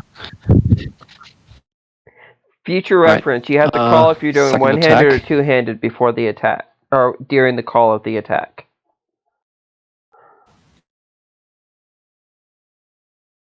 All right. Yeah, second attack. Okay. Nat 1. Critical He miss. stabs the wall next to him. Roll a percentile.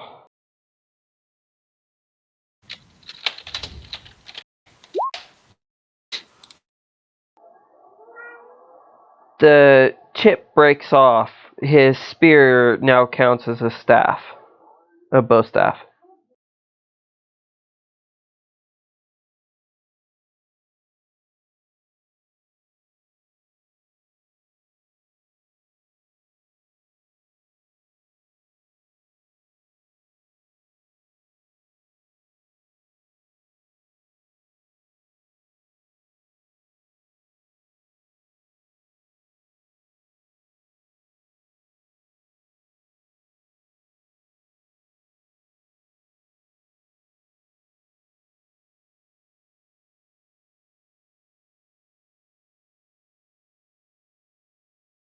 All right. Can you hear me?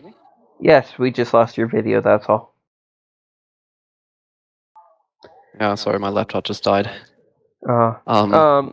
You broke the point off of the tip off of your spear. It's now a bow staff.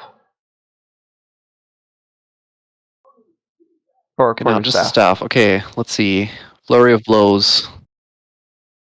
Flurry of blows. I expend one key point for flurry of blows and make another unarmed attack. Okay. 19 hits. Roll damage. 5. You take out the rest of the zombies in a flurry of strikes and kicks. All right. Yeah. Then he's gonna make his way back up the wall here. Okay. Does anybody else do anything?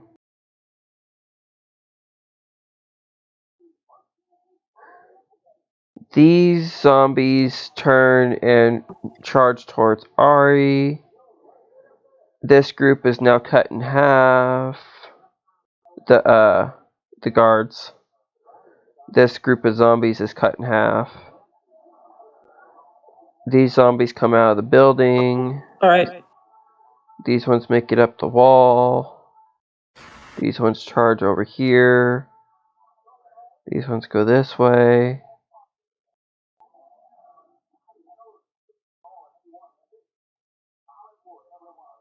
And now I need a City Lord token.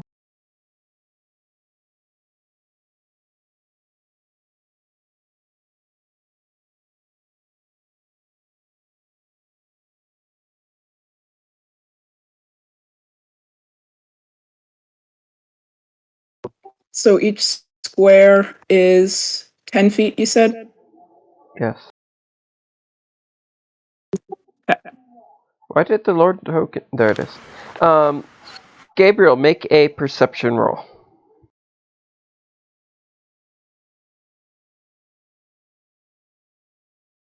Right. 14.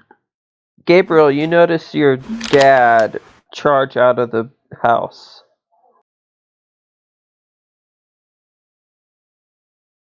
All right.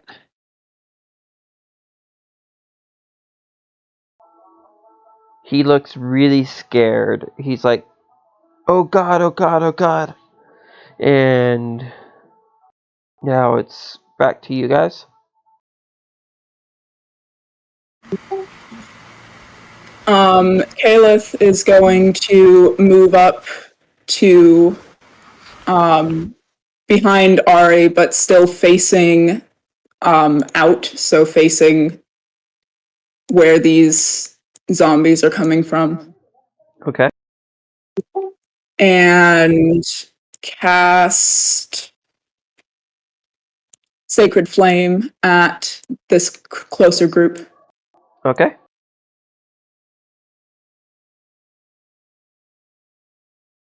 So that's a dex save. Dex save.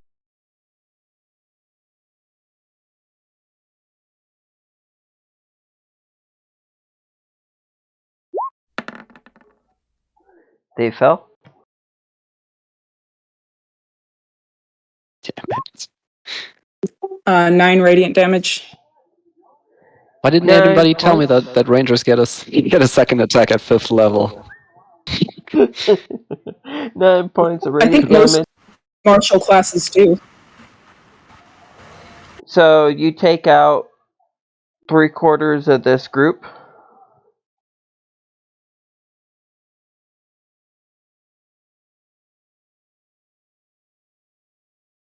Arya is going to start slicing and dicing the zombies that come up to her. Make a tech roll with the sword.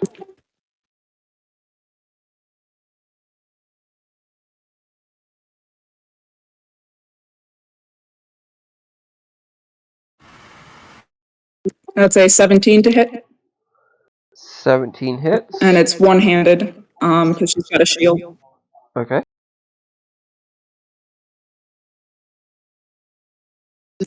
That's 10 slashing damage. She decimates that group. And as she cuts through them, make a whiz save with disadvantage.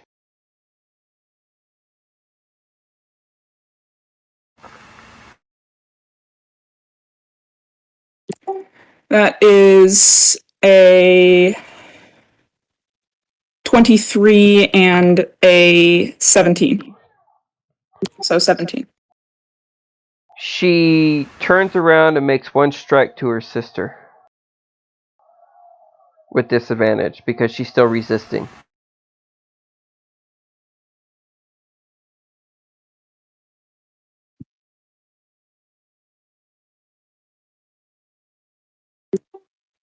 That's a 12, which would not hit. Okay. And then afterwards, she's back to her normal senses again. Okay. She had a really strong urge to lash Caleb's out the going to- closest thing that's near her. And when she does, she doesn't realize until she turns around to swing that it's her sister. So she's like, at the last second, she like diverts the attack. Okay. Well, this could get fun.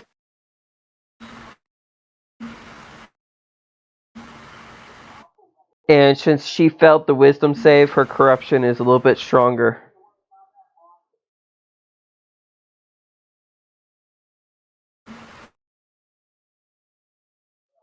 She now has the ability to use blindness and deafness once per day.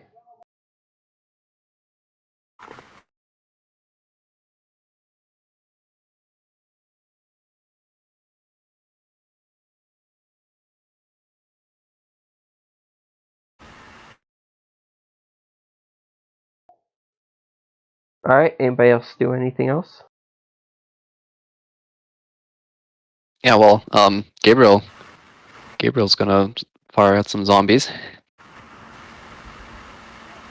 Okay, what zombie? With his short bow of infinite arrows. The zombies, the closest ones here. On the I don't know what that is. The bridge to the noble area, 27 or hits, roll damage. it's just the wall damage. Okay, and he takes out half the zombies. All right, now second attack. Gabriel finally realizes his true potential. 26 hits. Oh, right. I totally forgot about the extra attack thing, too. That is the rest of that group of zombies.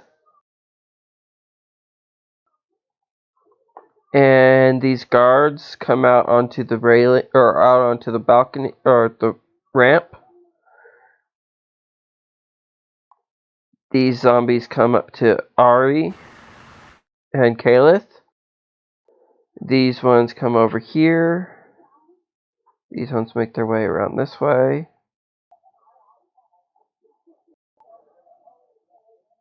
And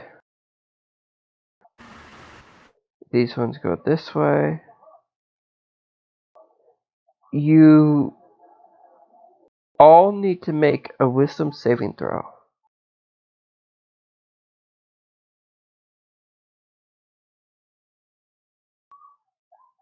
This is a charm effect. Okay, so then 14. well, Ari rolled a natural 20, so that would be a 25, and Caliph got 17 plus 7 math, 24. Okay, John does More- get advantage.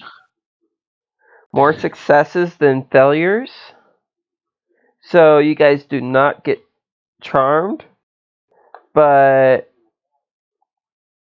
you do notice a whisper that sounds like Beldoris saying, "You want to submit to me." Caliph is going to respond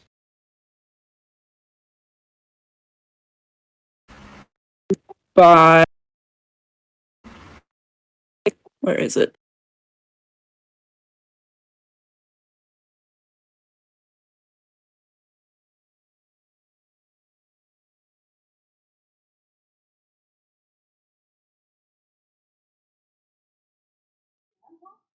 Well, while you're looking at that, you guys hear Gabriel's dad scream, "All hail Beldoris, the next goddess of the realms." Stuttering and all the way I just said it. Spook Spookless just what? says, "Oh, fuck off," and then he says, "Oh, fuck off," and then he shoots a magic missile at the closest group of zombies near him. Okay. Caliph has, Roll damage. in response to this, Let me see. What does Caleb do?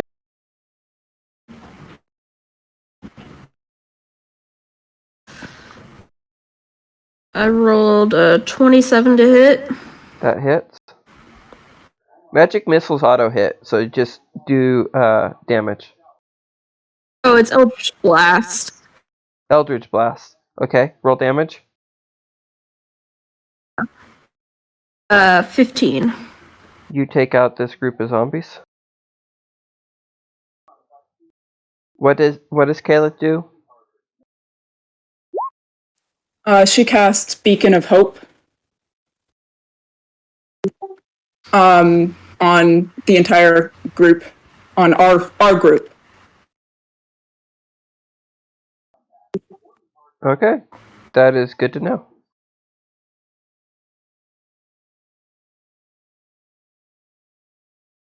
So that gives advantage on wisdom saving throws and death saving throws, and anyone who heals gets back the maximum number of points. Oh, that's pretty cool. Gabriel hears his dad. Nice to have a holler- cleric around when you're fighting evil stuff. Gabriel hears his dad holler, "Join me, son, and worship the goddess Beldoris."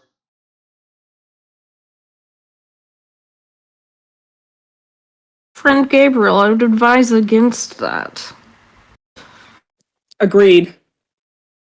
I think she's proven she is not our friend. At the moment, anyway. think Gabriel's just a bit awestruck right now. It's a charm. Or something.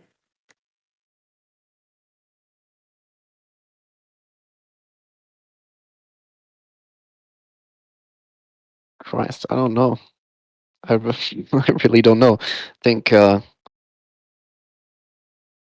think Gabriel's just gonna. I don't know. There's still zombies around. He's probably just gonna keep shooting zombies.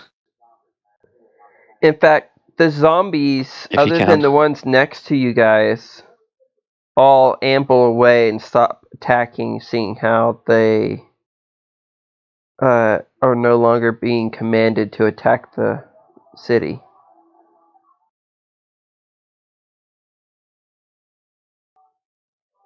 So he's going to attack zombies? I mean, if they're running away, maybe he'll perceive that it's got something to do with his father speaking out. And he's gonna run over there. Okay.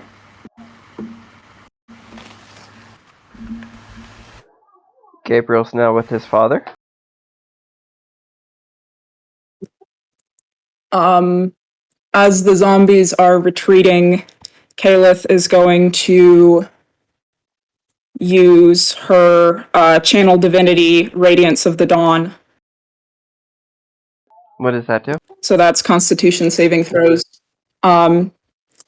Constitution saving throws in a 30-foot with a 30-foot radius. So I think that would be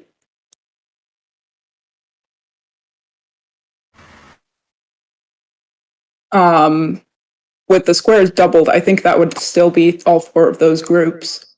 Yeah. So that would be a Constitution saving throws, or take 2d10 plus 5 radiant damage, half on a success.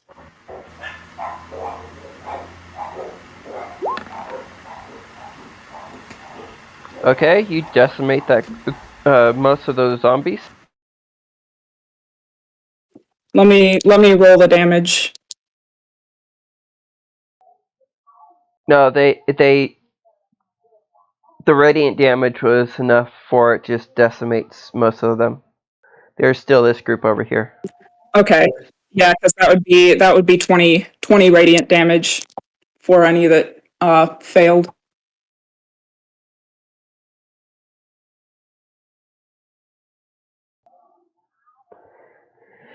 And Ari needs to make another wisdom save. This one's Okay. This one is disadvantage. Well, she has advantage from the It's not Beacon of charm. Hope, though. It's not a charm. It does. It's Okay, it's straight. It's a straight each roll. target has advantage on wisdom saves. I misread the information. It's a straight roll. Okay. That's 19 plus 5 is 24. She succeeds. She hears in the back of her mind, "Join the goddess Beldoris. You can rule the universe."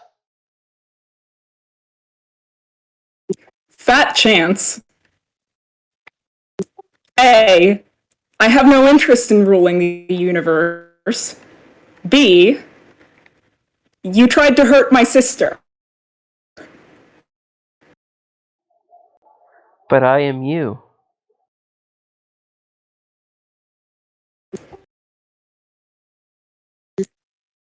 I don't accept that.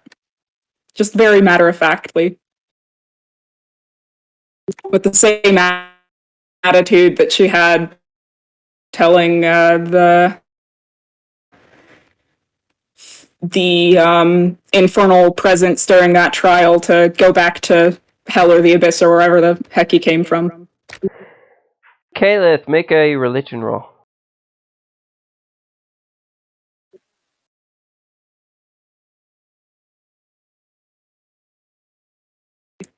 19?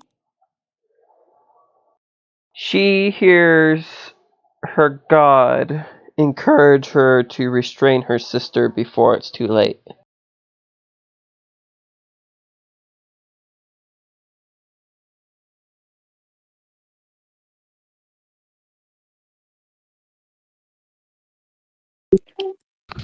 I guess she's going to respond by asking Lathander to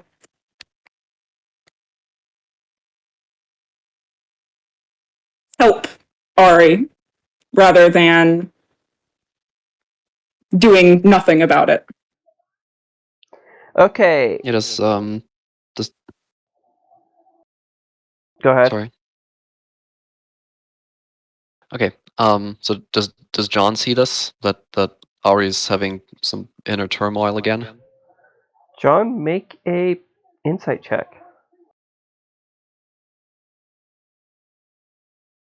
I think he's already seen this once, but I guess he will just. He does not I notice. guess he's too focused on the battle right now. A portal opens up underneath the group. You four get teleported.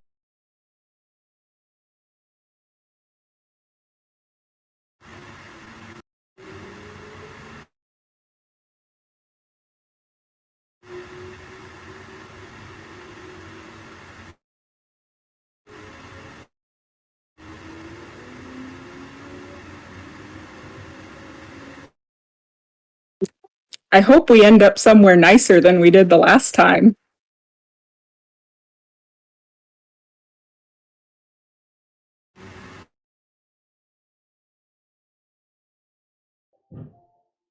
To a white space.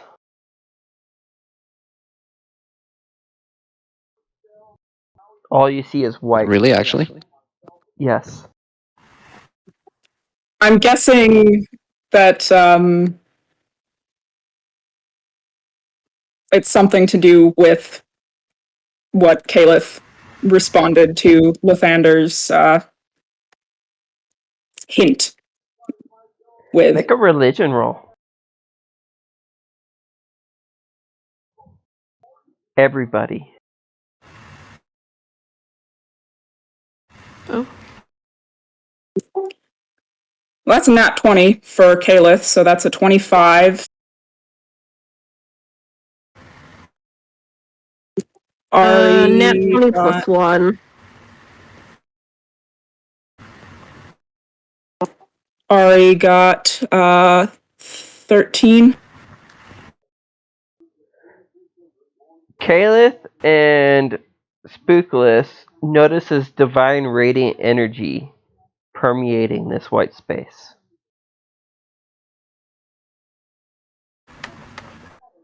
In fact, Spookless, you feel a little bit of a sting from the energy. It don't hurt you, but it just like irritates the skin due to your heritage.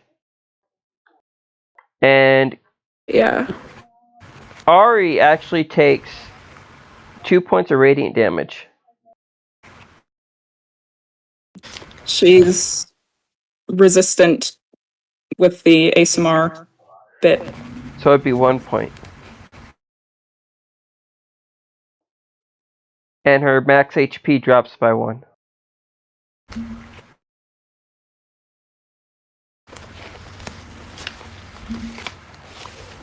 Has this happened then? And Did she kill us? Ari needs to take a Constitution saving throw.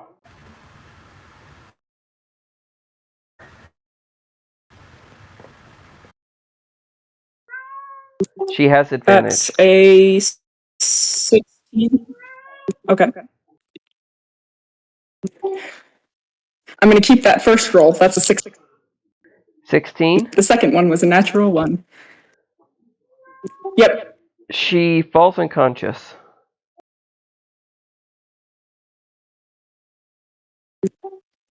Okay.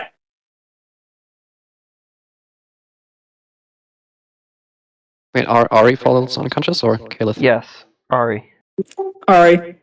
Caliph, as soon as she comes into this white space, Her wings start glowing a golden color. Her eyes glow a golden color. The halo above her head is more prominent, and she notices that she can feel her god really strongly.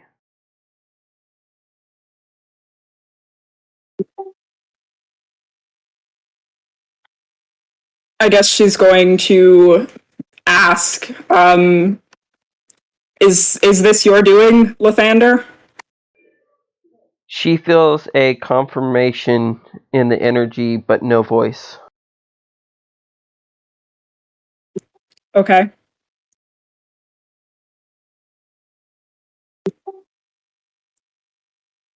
I guess she'll, I don't know, push her luck maybe a little bit, by appealing, you know, we need your help. My sister needs your help. The city needs your help. She hears what sounds like multiple gods talking at once. If you want your sister to be saved, she needs to take down the new evil goddess. That is She would on the relish plane, the chance. that is within the plane of existence that we cannot touch.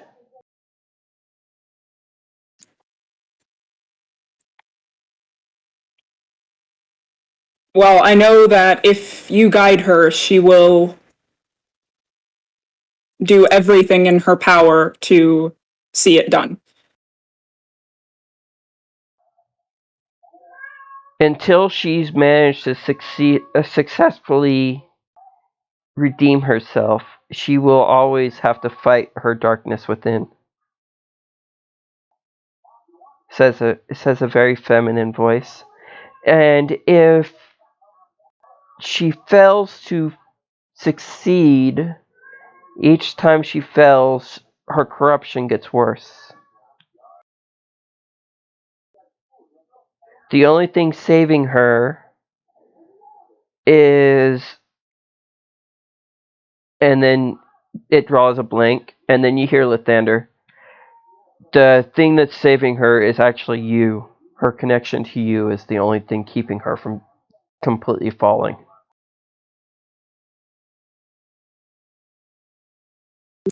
Well, then help me guide her back to the way of the light. Make a persuasion roll.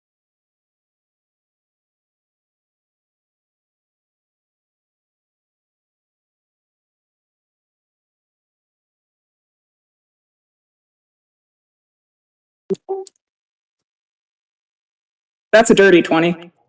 A dirty 20. He So Yes, total 20 just with the bonus. You feel a divine energy pulse through you. And they're like, once per year, you can set your sister's corruption back by 50%.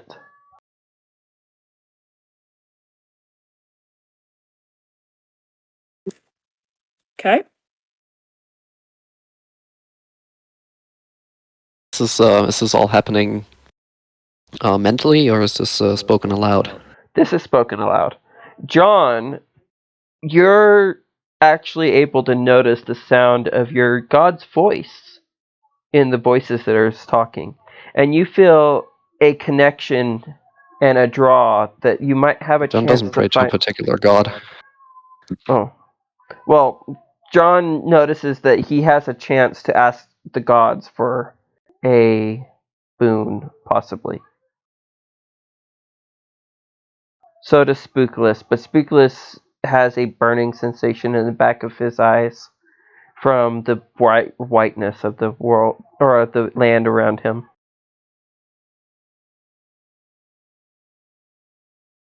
Yeah, yeah. John goes all wide-eyed and he says, "Show me the source of the chaos." You already know Can the you source. do that?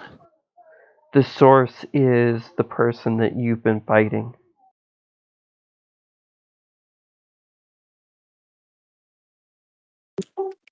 Baldoris? You feel a confirming energy.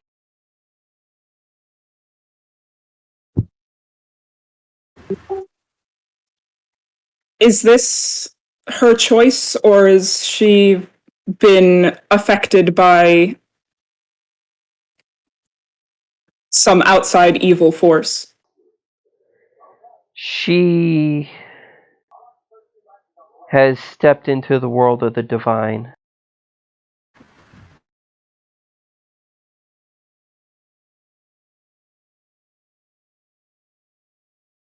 What does this mean?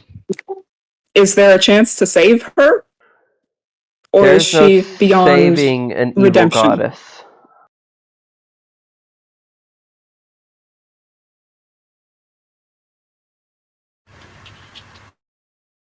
So she has become one of you. Yes.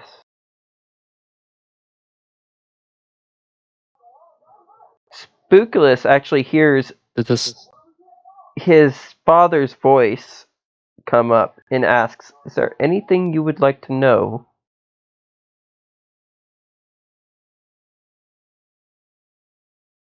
How do we defeat her? Truthfully, if it was my choice, I would have her join me in my quest for power.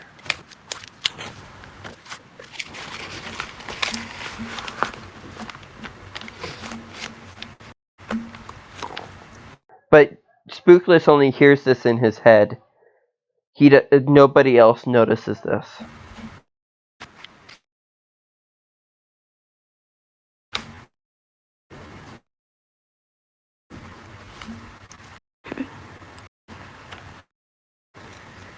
Are there no insights that you could give me into this father?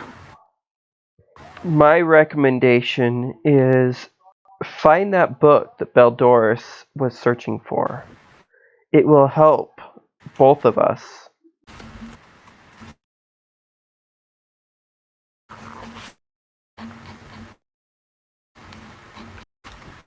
You can help me step foot into the Okay, when plane the- of existence again.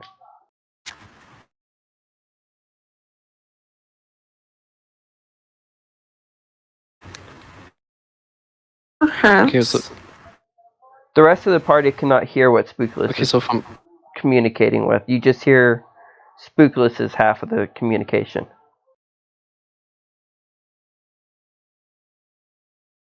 okay, so we can clearly see them communicating. Hear them communicating with someone that we can't hear. Okay.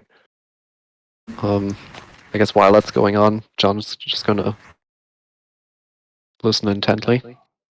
If you help me step into the plane of existence, then the two of us can get you back to your significant other, and also we can move me over there and I can be a divine being in the plane of existence and be able to affect the world again.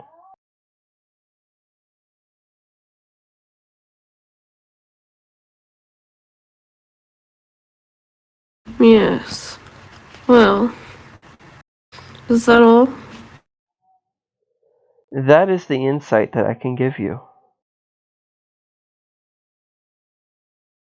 Do you know where to find this book?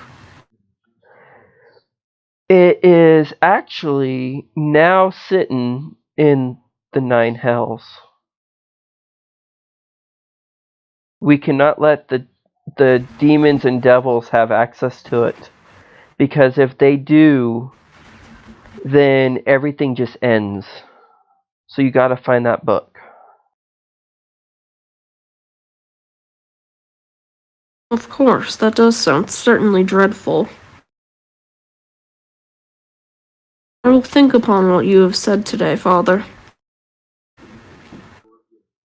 Also, you want to seek out the help of the metallic drag, or not the metallic, the chromatic dragons.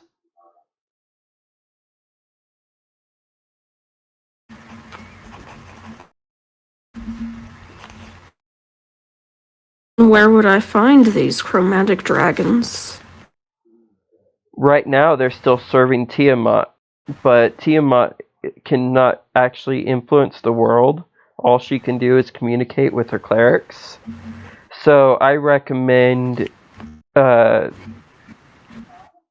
to their camp, and I also recommend helping or interfering with your friend's redemption.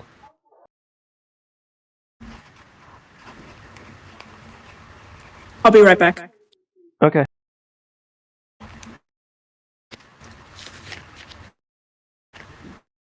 It seems like an awful lot of meddling for me to do. It's the easiest way to get you back to your significant other and your school.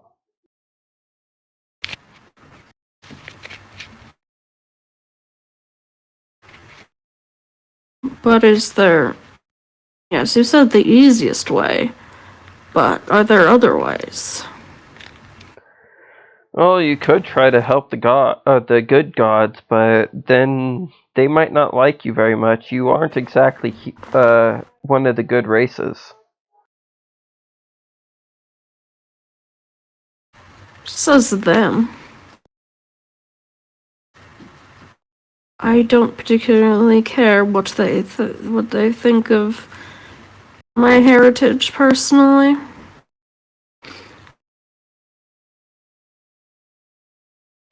You actually get a flash of an image in your head, and it is a slender, black-skinned being with horns on top of his head that are curled, and he's got glowing red eyes, hooves for feet, and he's got magic flames coming out of his hands and tail.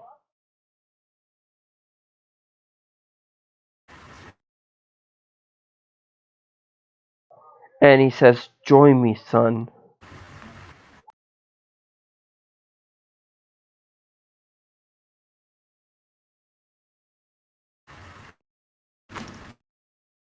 I don't know if I can.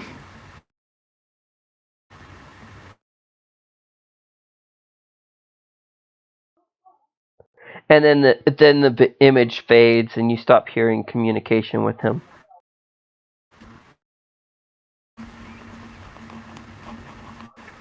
You come back to your senses of what's going on around you.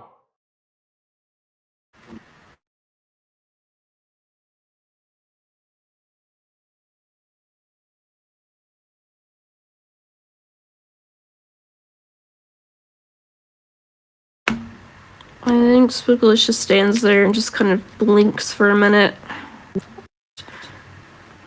Well, we have to stop Baldoris. Who are you talking to? Everyone. Oh, He specifically, who are you talking to? He asks, Spookulus. oh. Just a little phone call from my father.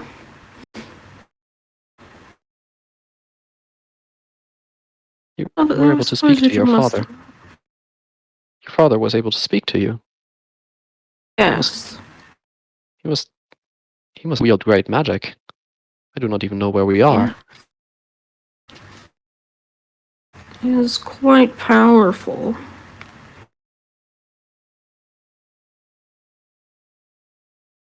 Well, what now then? There's nowhere to go.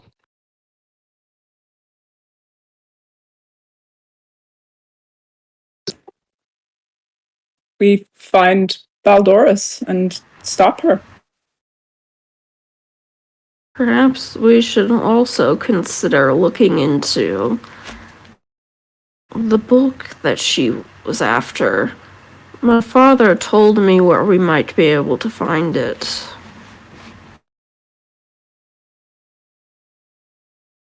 I don't know how easy it will be to get there necessarily, but we at least have some idea. Where is it? You said it's in the Nine Hells.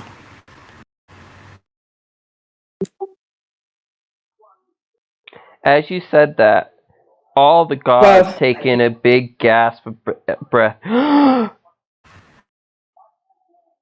They don't say anything, but they just gasp.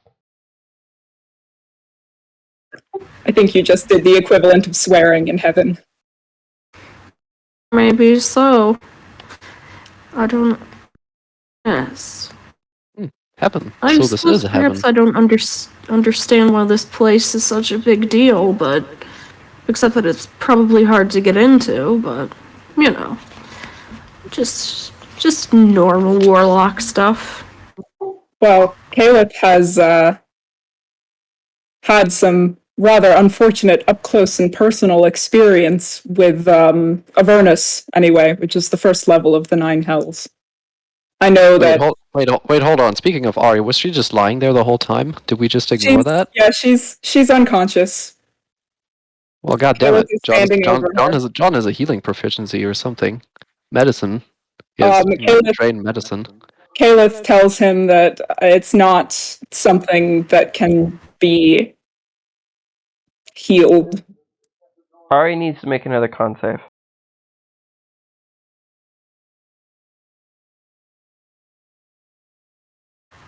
What is affecting her then? Make a medicine check, see if you can were figure we- it out. Wait, were we able to hear that conversation? That's a 16. Ari stirs and starts waking up.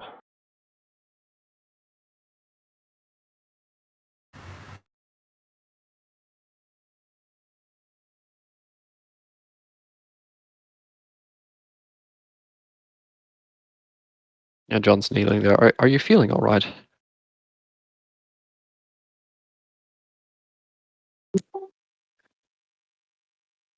I think all right is a relative term these days. Indeed. Well, more appropriate question then. How do you feel?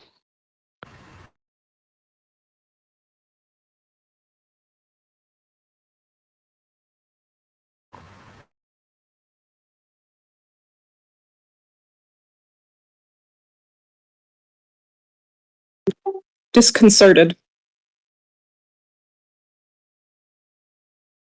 You fell unconscious. Wait, did we the conversation that Caleb had with her god, that was sort of that was we heard that, right? Only one that didn't hear it would be Ari, because Ari was unconscious. The whole time Ari was unconscious, she was hearing but couldn't respond to the darkness inside of her telling her, "You want to help Beldoris," and was just constantly repeating in her head as she was unconscious.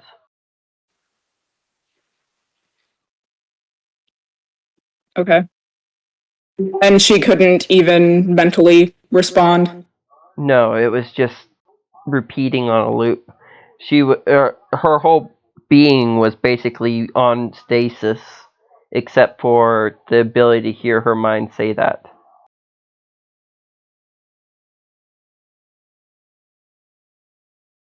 Okay. Well, John's gonna turn around and stare into the void again and ask, what now then? Will you send us somewhere? We can't send you anywhere but back to where you came or where we pulled you from. But if you want to go to the evil place of the Nine Hells, then you'll have to travel through the trials.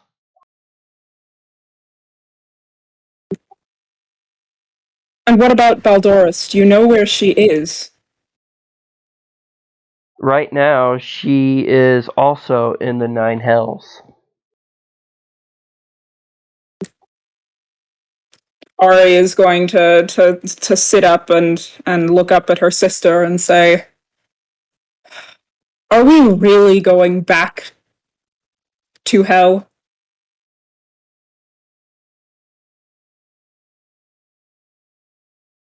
But if it's what needs to be done, then I suppose there's nothing for it.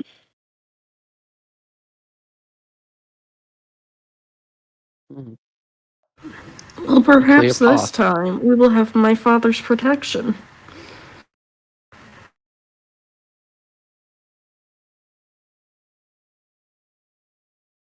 Mm. Haleth is gonna look at Spookulus and say, why? I can understand your father wanting to protect you, but why would he want to help us? He's a I powerful. suppose You said demon lord or devil lord? he's a demon, yes. Well, Spookulus's I suppose father he would is want to help actually you if you were helping. Spookulus's father is actually more than just a demon. He's actually a demon god, but Spookulus did not know that until they got into this plane.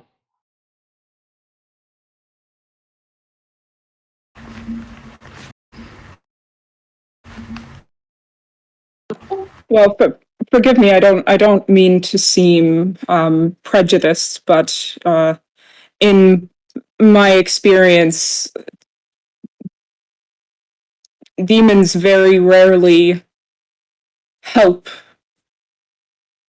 anyone without an ulterior motive of some sort. And again, I can understand your father wanting to help and protect you, but I'm not certain that the rest of us can rely on the same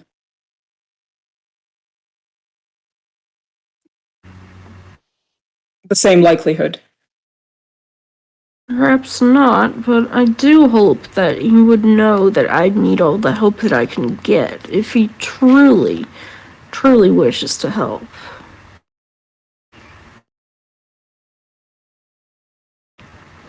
And do you trust him?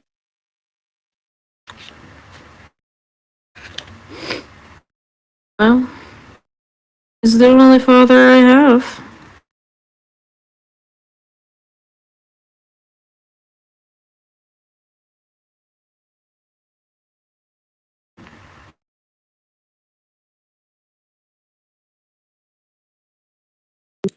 Ari is going to slowly get to her feet. And was she aware of the conversation concerning the key to her redemption? No, Ari was only aware of the voice in her head as she was blacked out. Okay. So everyone else knows that's the situation except her. Right.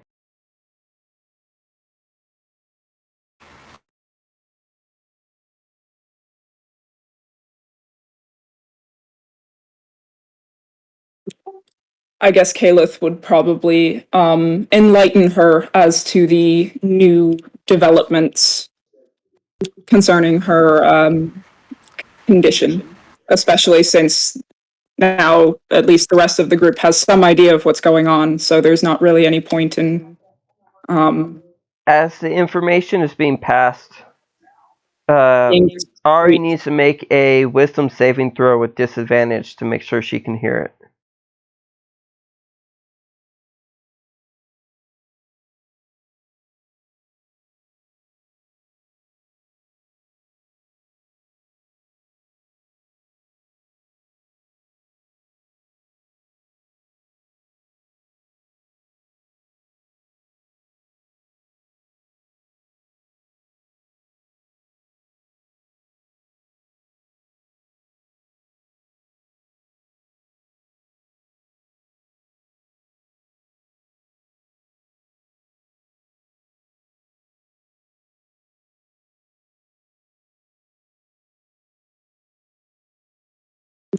So that's an 18 and a 12.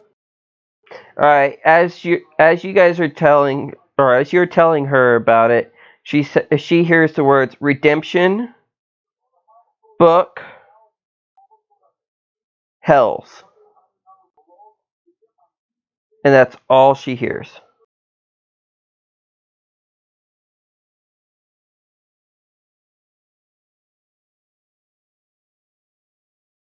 So I guess she'll clarify as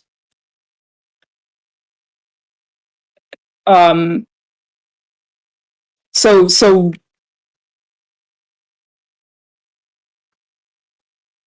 in order to fix all of this, we need to go to the Nine Hells, find the book that Baldoris was searching for, and destroy it.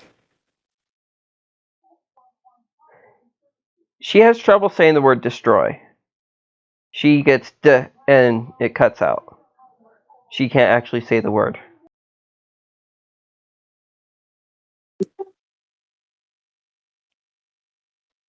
I think that would reinforce in her mind, though. I mean, she knows she has this this corruption, so the sort of if the nasty voice in my head is telling me not to do something, then that's probably exactly what I should do. Attitude. Right. I was just saying that's the situation. If she goes to say destroy, she can't say the words. Okay. How long may we stay in this place? You guys can take a rest John here. asks. You hear the gods go, you can take a rest here. And then a feminine voice in John, that's right off of John's ear that he don't see the source of, says, you can spend the night with me.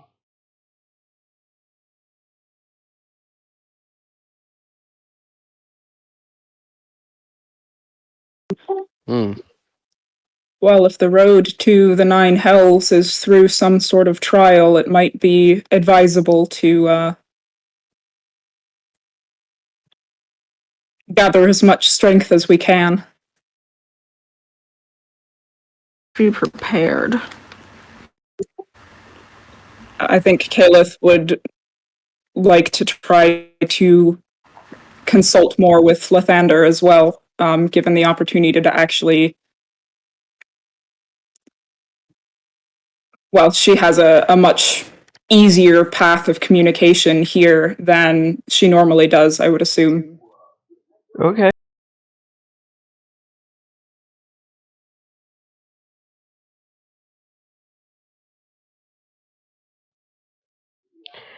At this time, everybody So, gains no, one level. And Wait, Ari so- has the ability to step into the Warlock class. Sorry, say again. there's one more thing I want. Yeah, there's one more thing I wanted to ask, and that's will time pass the same up here as it will down there? You do not get a complete answer. They're like, we don't know. We just experience things different than people. Ari also has the ability to take one level in Barbarian if she wanted to instead.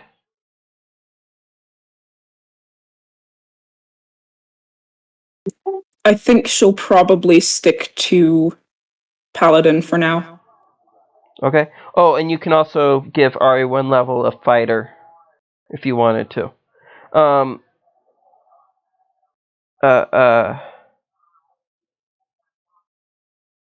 Spookulus has the ability to take a level in Cleric if he wanted to.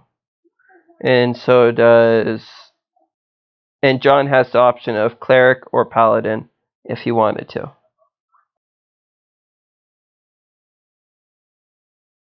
Mm-hmm.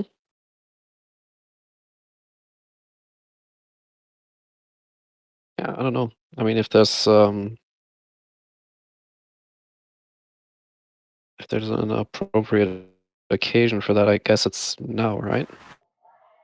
Right. Basically, the gods are saying that they'll give you the ability to do this stuff. And Calith actually gets the option of becoming not just a cleric, but a paladin, or a sticking with just cleric. And if she sticks with just cleric, she gets the ability to take Warcaster.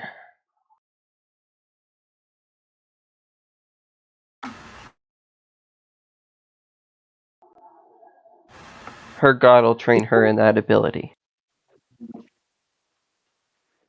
I think she's going to stick with cleric for right now, but definitely down the road, especially depending on what happens with her sister, she would definitely be inclined to make the transition into paladin. Alright, she gains the feat Warcaster. And her religion modifier goes up by 1. And she gets a +1 bonus to her strength. So she gains 1 point in strength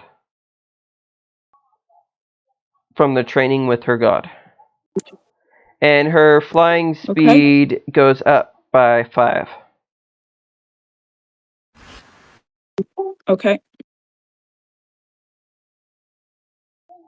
Spookulus, your connection with your father, since it's gotten stronger, you can either take a cleric feat and use cleric class and use him as your deity. You can level up just as your warlock, but you also gain the ability to once a day summon wings for 30 minutes and have a flying speed equal to your movement speed. They are spectral, dark, demonic wings.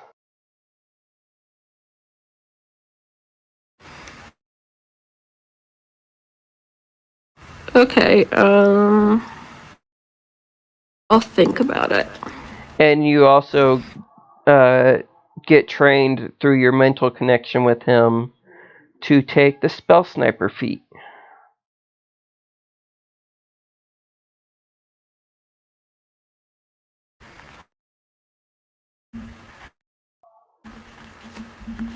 John gets the opportunity to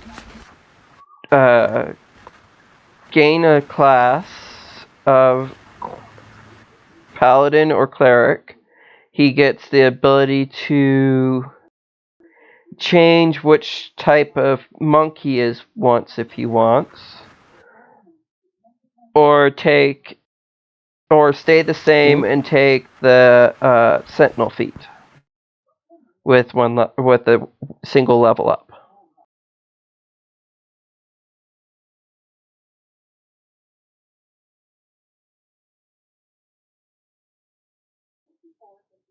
Oh, you Snyder? mean not subclass into? Yeah, not you mean not subclass into. What's the prerequisite for taking the Sentinel feat? Basically, I'll just give you the sentinel feat if you stay as a monk that's a level 6 without changing your type of monk you are, or you get the opportunity to take level 6 monk with a change to a different type of monk, like you be a monk of the shadows or whatever it is, or you can take one other class with your as one level of either cleric or paladin.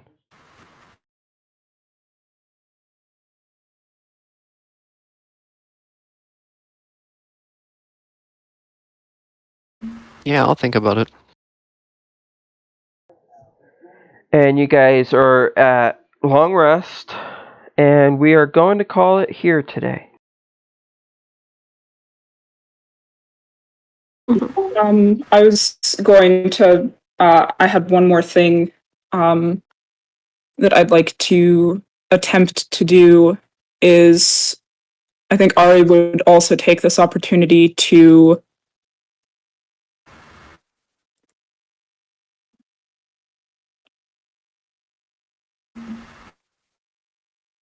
plead with any of the gods that will listen for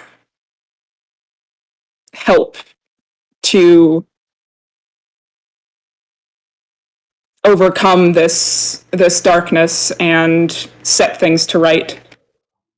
And particularly trying to appeal to Lathander to help her protect her sister as one of his clerics.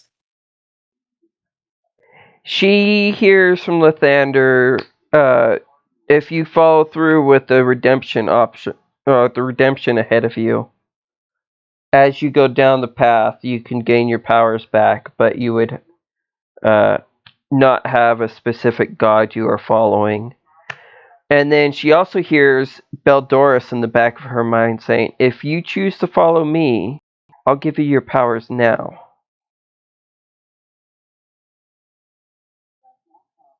And I'll stop the corruption from taking and making you do things that you aren't supposed to do. Well, but if I followed you, I'd be doing the bad things of my own volition, so hell no. And you guys hear Ari talking to herself again.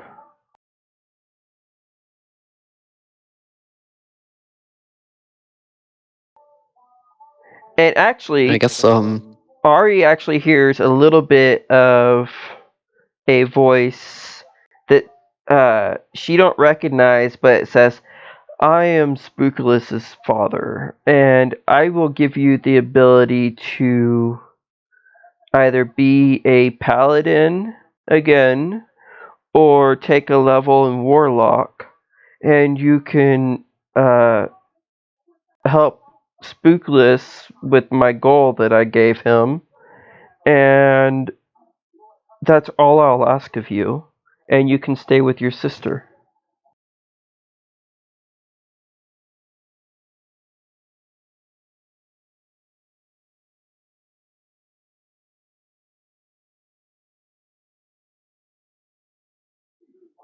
That's what Ari heard.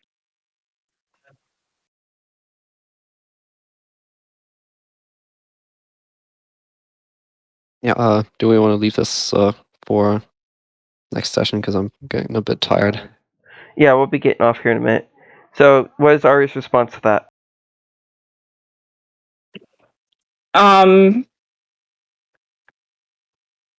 She's going to decline, but more politely than she has to other unpleasant voices in her head, because she doesn't know what goal he's talking about, but she knows that she knows the path that she needs to follow, and she knows it's not going to be easy, but she's resolved on the matter. Okay. At this time, you guys are taking a long break. Make the changes to your sheets with the options that was made to you. And we'll pick this up again next week. Okay.